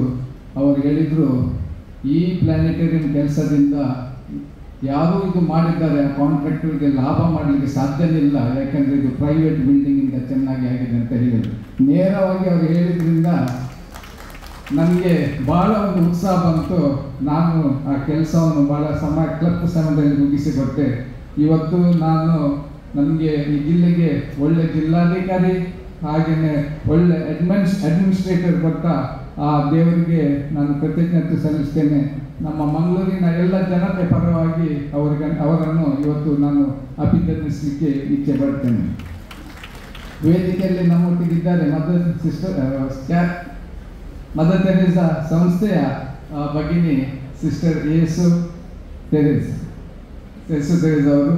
ಅವ್ರಿಗೂ ನಾನು ಈ ಸಂದರ್ಭದಲ್ಲಿ ಅವರಿಗೆ ಅವರ ಫೌಂಡರ್ಗಳಾದ ಮದರ್ ತೆರೇಸಾ ಅವರ ಪುಣ್ಯ ಸ್ಮರಣೆ ದಿನಾಚರಣೆಯಂದು ಅವರಿಗೆ ನಾನು ಅಭಿನಂದನೆ ಸಲ್ಲಿಸ್ತೇನೆ. ಪ್ರೀತಿಯ ಮಕ್ಕಳೇ ಹಾಗೂ ಇಲ್ಲಿ ನೆರೆದಿರುವ ನಿಮ್ಮೆಲ್ಲರೇ, ನೀವು ಇವತ್ತು ಸೆಂಥಿಲ್ ಅವರ ಭಾಷಣ ಕೇಳಿದ್ರಿ. ಬಿ ಕೆ ಹರಿಪ್ರಸಾದ್ ಅವರು ನಮಗೆ ಸಂವಿಧಾನ ಎಷ್ಟು ಅಗತ್ಯ ಅಂತ ಹೇಳಿದ್ರು. ಹಾಗೆಯೇ ಫರ್ಜಾನ್ ಅವರು ಬಹಳ ಎನರ್ಜೆಟಿಕ್ ಆಗಿ ಮದರ್ ತೆರೇಸಾ ಬಗ್ಗೆ, ಅವರ ಸೇವೆ ಬಗ್ಗೆ ಮತ್ತು ಸಂವಿಧಾನ ಬಗ್ಗೆ, ನಮ್ಮ ಸಹಬಾಳ್ವೆ ಬಗ್ಗೆ ಕೂಡ ಮಾತಾಡಿದರು. ನಾನು ಈ ನಮ್ಮ ಸಂಘಟನೆಯ ಮದರ್ ತೆರೇಸಾ ವಿಚಾರ ವೇದಿಕೆಯ ಅಧ್ಯಕ್ಷರಾಗಿ ಇವತ್ತು ನಮ್ಮ ಮದರ್ ತೆರೇಸಾ ಬಗ್ಗೆನೂ ಹಾಗೆಯೇ ಈ ನಮ್ಮ ಸಂಘಟನೆ ಬಗ್ಗೆ ಒಂದೆರಡು ಮಾತು ಹೇಳಲಿಕ್ಕೆ ಇಚ್ಛಿಸ್ತೇನೆ. ದೀನರಲ್ಲಿ, ರೋಗಿಗಳಲ್ಲಿ, ಸಮಾಜದ ಕಟ್ಟ ಕಡೆಯ ಜನರಲ್ಲಿ ದೇವರನ್ನು ಕಂಡ ಮಹಾನ್ ಚೇತನ ಮದರ್ ತೆರೇಸಾ ಸ್ವರ್ಗಸ್ಥರಾಗಿ ಇಂದಿಗೆ 27 ವರ್ಷಗಳು ಸಂದವು. 20ನೇ ಶತಮಾನದ ಅತಿ ಶ್ರೇಷ್ಠ ಮಾನವತಾವಾದಿ ಸಂತ ಮದರ್ ತೆರೇಸಾ ಜಾತಿ, ಮತ, ಲಿಂಗ, ಭೇದ ಪರಿಗಣಿಸದೆ ರೋಗಿಗಳಿಗೆ, ನೊಂದವರಿಗೆ ಆರೈಕೆ ಮಾಡಿದರು. ಬೀದಿ ಬದಿಯಲ್ಲಿ ಯಾತನೆಯಿಂದ ಹಾಗೂ ಹಸಿವೆಯಿಂದ ನರಳುತ್ತಿರುವ ಅನಾಥ ಮಕ್ಕಳನ್ನು ಅವರ ಕರುಣಾಲಯದಲ್ಲಿ ಆಶ್ರಯ ನೀಡಿ ಸಲುಹಿದರು. ಜೀವಪರ ಮೌಲ್ಯಗಳು ಹಾಗೂ ಮಾನವೀಯ ಬದುಕಿನ ಹಕ್ಕುಗಳ ರಕ್ಷಣೆಗಾಗಿ ವಿವಿಧ ಹಾದಿಗಳ ಮೂಲಕ ಮುನ್ನಡೆದ ಮದರ್ ತೆರೇಸಾ ಇಡೀ ವಿಶ್ವಕ್ಕೆ ಮಹಾನ್ ತಾಯಿಯಾದರು. ಅವರು ನಮ್ಮೆಲ್ಲರಿಗೂ ಪ್ರೇರಣೆಯಾದರು. ತೆರೇಸಾ ಅವರು ಹೇಳುವಂತೆ, ಹೊಟ್ಟೆಗೆ ಬಟ್ಟೆಗೆ ಇಲ್ಲದವರು, ಸೂರಿಲ್ಲದವರು, ಅಂಗವಿಕಲರು, ಕುರುಡರು, ಕುಷ್ಠರೋಗಿಗಳು, ಸಮಾಜಕ್ಕೆ ಬೇಡದವರು, ಪ್ರೀತಿ ವಂಚಿತರು, ಜನತೆಯ ಅದರ ಪೋಷಣೆ ಇಲ್ಲದೆ ಸಮಾಜದಲ್ಲಿ ಉಪೇಕ್ಷೆಗೆ ಈಡಾದವರು, ಸಮಾಜಕ್ಕೆ ಹೊರೆ ಎನಿಸಿ ಎಲ್ಲರಿಂದ ಪರಿತ್ಯಕ್ತರಾದವರು, ಇವರೆಲ್ಲರ ಸೇವೆ ಮಾಡುವುದೇ ನಮ್ಮ ಮೂಲ ಧ್ಯೇಯ ಎಂದವರು ಹೇಳಿದರು. ಅವರು ಹೇಳಿದರು, ಪ್ರಾರ್ಥನೆ ಮಾಡುವ ತುಟಿಗಳಿಗಿಂತ ಇತರರಿಗೆ ಸಹಾಯ ಮಾಡುವ ಕೈಗಳೇ ಲೇಸು ಎನ್ನುವ ಧೈರ್ಯ ತೋರಿದರು. ಇಂಥ ಮಾತೃ ಹೃದಯದ ಮದರ್ ತೆರೇಸಾ, ನೀವು ಜನರ ತಪ್ಪುಗಳನ್ನು ಹುಡುಕಲು ಪ್ರಾರಂಭಿಸಿದರೆ ನೀವು ಯಾರನ್ನೂ ಪ್ರೀತಿಸಲು ಸಾಧ್ಯವಿಲ್ಲ. ಒಂಟಿತನ ಮತ್ತು ನಾವು ಯಾರಿಗೂ ಪ್ರೀತಿ ಪಾತ್ರರಲ್ಲ ಎಂಬ ಭಾವನೆ ಭಯಾನಕ ಬಡತನವಿದ್ದಂತೆ. ಅದನ್ನು ಹೋಗಲಾಡಿಸಲು ತನ್ನಂತೆ ಪರರು ಎಂಬ ಭಾವನೆಯಿಂದ ಕೆಲಸ ಮಾಡಬೇಕು. ಹೊಟ್ಟೆಯ ಹಸಿವಿಗಿಂತ ಪ್ರೀತಿಯ ಹಸಿವನ್ನು ತುಂಬಿಸುವುದು ತುಂಬ ಕಷ್ಟ ಎಂದು ಹೇಳಿ ಆ ಕಷ್ಟಕರವಾದ ಕೆಲಸವನ್ನು ಮಾಡಿದರು. ಅನಾಥರು, ಬಡವರು, ನಿರ್ಗತಿಕರ ಸೇವೆಯಲ್ಲಿಯೇ ಬದುಕಿನ ಪ್ರೀತಿಯನ್ನು ಕಂಡು ಭಾರತದಲ್ಲಿ ಸುಮಾರು 45ಕ್ಕೂ ಹೆಚ್ಚು ವರ್ಷ ಕಾಲ ಬಡ ರೋಗಿಗಳ ಸೇವೆ ಮಾಡಿದರು. ಇವರ ಈ ಸೇವೆ ಗುಣವನ್ನು ಪರಿಗಣಿಸಿ ವಿಶ್ವದ ಅತ್ಯುನ್ನತ ನೊಬೆಲ್ ಶಾಂತಿ ಪ್ರಶಸ್ತಿಯ ಗೌರವ ಇವರಿಗೆ ಲಭಿಸಿದೆ. ಸ್ವರ್ಗ ಹೇಗಿರುತ್ತದೆ ಎಂಬುದು ಖಚಿತವಾಗಿ ನನಗೆ ಗೊತ್ತಿಲ್ಲ. ಆದರೆ ನಾವು ಮೃತಪಟ್ಟು ದೇವರನ್ನು ಎದುರುಗೊಂಡಾಗ ಮತ್ತು ದೇವರು ನಮ್ಮ ಬಗ್ಗೆ ನಿರ್ಣಯ ತೆಗೆದುಕೊಳ್ಳುವಾಗ, ನಿಮ್ಮ ಜೀವನದಲ್ಲಿ ನೀವು ಎಷ್ಟು ಒಳ್ಳೆಯ ಕೆಲಸ ಮಾಡಿದ್ದೀರಿ ಎಂದು ಕೇಳುವುದಿಲ್ಲ, ಬದಲಾಗಿ ನೀವು ಮಾಡಿದ ಕಾರ್ಯಕ್ಕೆ ನೀವು ಎಷ್ಟು ಪ್ರೀತಿ ನೀಡಿದ್ದೀರಿ ಎಂದು ಕೇಳುತ್ತಾನೆ ಎಂದು. ಅದರಂತೆ ಕೆಲಸ ಮಾಡಿದ ಆಕೆ ಜೀವನದ ಸಣ್ಣ ಸಣ್ಣ ಪುಟ್ಟ ಕೆಲಸಗಳನ್ನು ಪ್ರೀತಿಯಿಂದ ಮಾಡಿದರೆ ಅವನೇ ನಮ್ಮನ್ನು ಶಕ್ತಿವಂತನಾಗಿಸುತ್ತದೆ ಎಂಬಂತೆ ಬಾಳಿ ಬದುಕಿದ್ದರು. ಎಲ್ಲ ಕಾಲದಲ್ಲಿಯೂ ತನ್ನ ಸಂಸ್ಥೆಗಳನ್ನು ಮುನ್ನಡೆಸುವುದು ಸಾಧ್ಯವಿಲ್ಲ ಎಂದು ಸಂಗತಿ ಅವರಿಗೆ ಮನವರಿಕೆ ಆಗಿದಾಗ ಆರೋಗ್ಯ ಕ್ಷೀಣಿಸತೊಡಗಿದಂತೆ ಮುಂದಾಳತ್ವವನ್ನು ತೊರೆದು ಇತರರಿಗೆ ಜಾಗ ತುಂಬಬೇಕೆಂದು ಬಯಸಿದರು. ಮಿಷನರೀಸ್ ಆಫ್ ಚಾರಿಟಿ ಸಂಸ್ಥೆಯ ಮುಖ್ಯಸ್ಥ ಪದವಿಗೆ ಆಕೆ ರಾಜೀನಾಮೆ ಸಲ್ಲಿಸಲು ಬಯಸಿದರು. ಆದರೆ ಆಕೆಯನ್ನು ಬಹುವಾಗಿ ಪ್ರೀತಿಸುತ್ತಿದ್ದ ಆಡಳಿತ ಮಂಡಳಿಯ ಇತರರು ಮದರ್ ತೆರೇಸಾವನ್ನು ಪುನರಾಯ್ಕೆ ಮಾಡುತ್ತಾರೆ. ಇದು ಅಧಿಕಾರ ಪದವಿಯ ಆಕೆಯ ನಿರಂಕರವನ್ನು ಇತರರು ಆಕೆಯ ಮೇಲಿಟ್ಟಿರುವ ಪ್ರೀತಿಯನ್ನು ತೋರಿಸುತ್ತದೆ.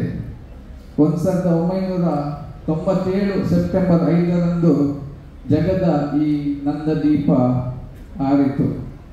ಅಂದು ಲಕ್ಷಾಂತರ ಮಂದಿ ಅವರ ಮರಣ ಯಾತ್ರೆಯಲ್ಲಿ ಪಾಲ್ಗೊಂಡು ಕಂಬನಿ ಮಿಡಿದರು. ಇಡೀ ವಿಶ್ವವೇ ನೀರವಾಯಿತು. ಆದರೆ ಇಂದು 27 ವರ್ಷಗಳ ನಂತರವೂ ಅವರು ನಮ್ಮ ಹೃದಯದಲ್ಲಿ ನೆಲೆಸಿದ್ದಾರೆ, ನಮ್ಮನ್ನು ಹರಸುತ್ತಿದ್ದಾರೆ, ಸಮಾಜಕ್ಕೆ ನಮ್ಮಿಂದಾಗುವ ಅಳಿಲು ಸೇವೆಯನ್ನು ಮಾಡಲು ಪ್ರೇರಿಸುತ್ತಿದ್ದಾರೆ. ಭೌತಿಕ ಸಂಗತಿಗಳಿಗೆ ಹೆಚ್ಚು ಪ್ರಾಮುಖ್ಯತೆ ದೊರೆತಿರುವ ಈ ದುರಿತ ಕಾಲಘಟ್ಟದಲ್ಲಿ ಮದರ್ ನೆನಹುಗಳು, ಆಕೆಯ ಪ್ರೇರಣೆಗಳು ನಮಗೆ ಅತ್ಯಗತ್ಯವಾಗಿದೆ. ನಾವು ಕೆಲ ಸಮಾನ ಮನಸ್ಕರು ಸೇರಿ ಕೆಲ ವರ್ಷಗಳ ಹಿಂದೆ ಅಂದರೆ ಸರಿಸುಮಾರು 7 ವರ್ಷಗಳ ಹಿಂದೆ ಸಂತ ಮದರ್ ತೆರೇಸಾ ವಿಚಾರ ವೇದಿಕೆಯನ್ನು ಆರಂಭಿಸಿದ್ದೇವೆ. ಒಂದು ದೊಡ್ಡ ಕಾರ್ಯಕ್ರಮವನ್ನು ಆಯೋಜಿಸಿದ್ದೇವೆ. ನಂತರ ಕೊರೋನಾ ಮತ್ತು ಇತರ ಕಾರಣಗಳಿಂದ ಕೆಲ ಸಮಯ ತಟಸ್ಥರಾಗಿದ್ದರೂ ಆಕೆಯ ಹೆಜ್ಜೆಗಳ ನಡೆಯಲು ಇದು ಸಂದರ್ಭ ಎಂಬಂತೆ ಪುನಃ ಕಾರ್ಯಕ್ರಮಗಳನ್ನು ಆಯೋಜಿಸಿದ್ದೇವೆ. ಇಲ್ಲಿ ವಿದ್ಯಾರ್ಥಿಗಳು, ನಮ್ಮ ಹಿರಿಯರು ಈ ಜಿಲ್ಲೆಯ ಮೂಲೆ ಮೂಲೆಗಳಿಂದ ಬಂದು ಸಂತ ಮದರ್ ತೆರೇಸಾ ಒಂದು ಪ್ರೀತಿಯ ಸಂಕೇತ, ಸೇವೆಯ ಸಂಕೇತ, ಈ ಕಾರ್ಯಕ್ರಮವನ್ನು ಯಶಸ್ವಿ ಮಾಡಲಿಕ್ಕೆ ಎಲ್ಲರೂ ಸರ್ವರು ಜೊತೆಗೂಡಿ ನೀವು ಶಕ್ತಿಯನ್ನು ಕೊಟ್ಟಿದ್ದೀರಾ. ಖಂಡಿತಕ್ಕೂ ಸಂತ ಮದರ್ ತೆರೇಸಾ ಅವ್ರು ಏನೇ ಹೇಳಿ ನಾವು ಮುಂದಕ್ಕೆ ಹೋಗ್ತೀವಿ. ಯಾಕಂತ ಹೇಳಿದ್ರೆ ಒಳ್ಳೆಯ ಉದ್ದೇಶವನ್ನು ಇಟ್ಕೊಂಡು ಈ ವೇದಿಕೆ ಆಗಿದೆ. ಇದು ಪ್ರತ್ಯೇಕ ಸಂಘಟನೆ ಅಲ್ಲ. ನಮ್ಮ ಡಾಕ್ಯುಮೆಂಟರಿಯಲ್ಲಿ, ನಮ್ಮ ಪಕ್ಷಿ ನೋಟದಲ್ಲಿ ಬಹಳ ಸ್ಪಷ್ಟವಾಗಿ ಹೇಳಿದ್ದೇವೆ. ನಮ್ಗೆ ಇದರಲ್ಲಿ ಯಾರೆಲ್ಲ ಇದ್ದಾರೆ ನೋಡಿ, ವೇದಿಕೆಯಲ್ಲಿ ನೋಡಿದಿರಾ.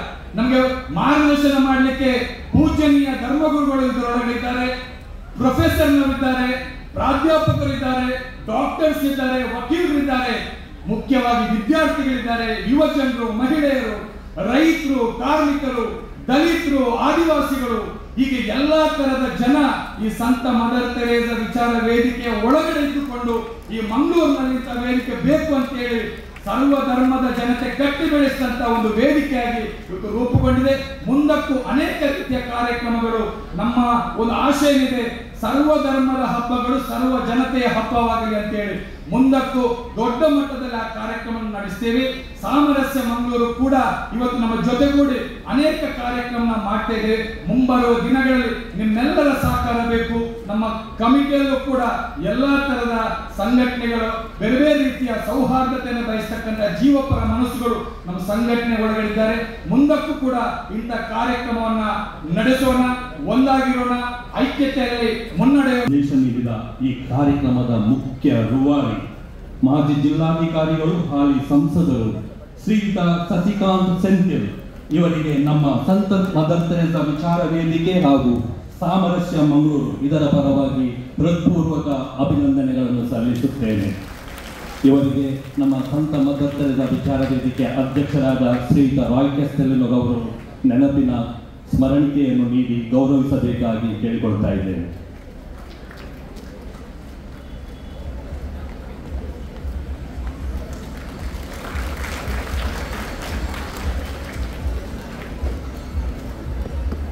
ಈ ಕಾರ್ಯಕ್ರಮದ ವಿಷಯ ಮಂಡನೆ ಮಾಡಿ ಸಂವಿಧಾನದ ಬಗ್ಗೆ ನಮಗೆ ತಿಳುವಳಿಕೆ ಕೊಟ್ಟ ಹಾಗೂ ಈ ಸಂದೇಶವನ್ನು ಕೊಟ್ಟಂತಹ ನಮ್ಮ ವಿಧಾನ ಪರಿಷತ್ತಿನ ಸದಸ್ಯರು ಮಾನ್ಯ ಶ್ರೀ ಡಿ.ಕೆ. ಹರಿಪ್ರಸಾದ್ ಇವರಿಗೂ ನಮ್ಮ ಸಂತ ಮದರ್ ತೆರೇಸಾ ವಿಚಾರ ವೇದಿಕೆ ಹಾಗೂ ಸಾಮರಸ್ಯ ಮಂಗಳೂರು ಇವರ ಪರವಾಗಿ ಆರ್ಥಿಕ ಅಭಿನಂದನೆಗಳನ್ನು ಸಲ್ಲಿಸುತ್ತೇನೆ. ಇವರಿಗೂ ಕೂಡ ನಮ್ಮ ಅಧ್ಯಕ್ಷರು ಶ್ರೀಯುತ ರಾಯ್ ಕ್ಯಾಸ್ಟೆಲಿನೋ ನೆನಪಿನ ಕಾಣಿಕೆ ನೀಡಿ ಅವರಿಗೆ ಸನ್ಮಾನಿಸಬೇಕಾಗಿ ಕೇಳಿಕೊಳ್ತಾ ಇದ್ದೇನೆ.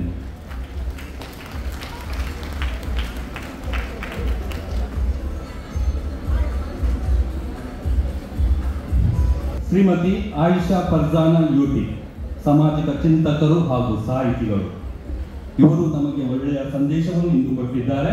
ಇವರಿಗೂ ನಮ್ಮ ಸಂಸ್ಥೆಯ ಪರವಾಗಿ ಹಾಗೂ ಸಾಮರಸ್ಯದ ಪರವಾಗಿ ಹೃತ್ಪೂರ್ವಕ ಧನ್ಯವಾದಗಳನ್ನು ಸಮರ್ಪಿಸುತ್ತೇನೆ.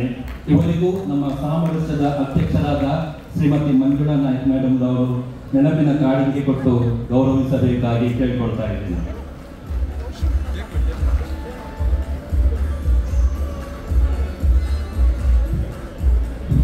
ಈ ಸಮಾರಂಭದ ಅಧ್ಯಕ್ಷತೆ ವಹಿಸಿ ಈ ಕಾರ್ಯಕ್ರಮವನ್ನು ಆಯೋಜಿಸಲು ನಮ್ಮ ಮುಖ್ಯ ರೂವಾರಿ ಅಂತಲೇ ಹೇಳಬಹುದು ನಮ್ಮ ಸಂತ ಮದರ್ ತೆರೇಸಾ ವಿಚಾರ ವೇದಿಕೆಯ ಅಧ್ಯಕ್ಷರು ಶ್ರೀಕಾಂತ್ ರಾಯ್ ಕೇಳ್ಕೊಳ್ತಾ ಇದ್ದೇನೆ.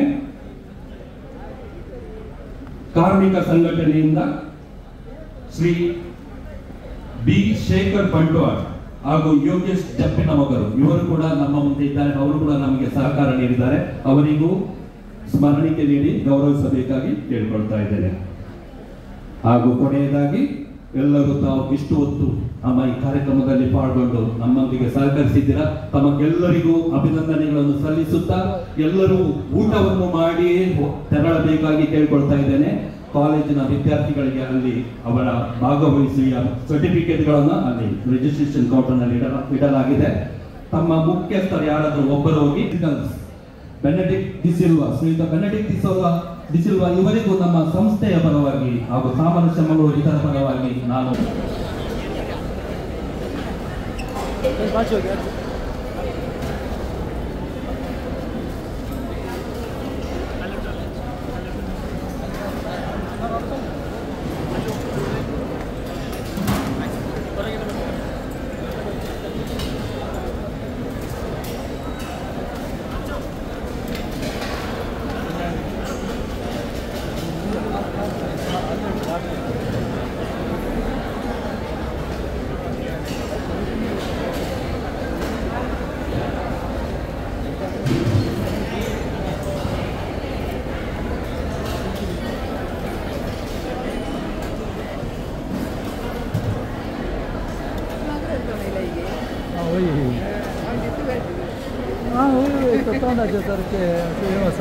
Itu je gudi ya kan ya.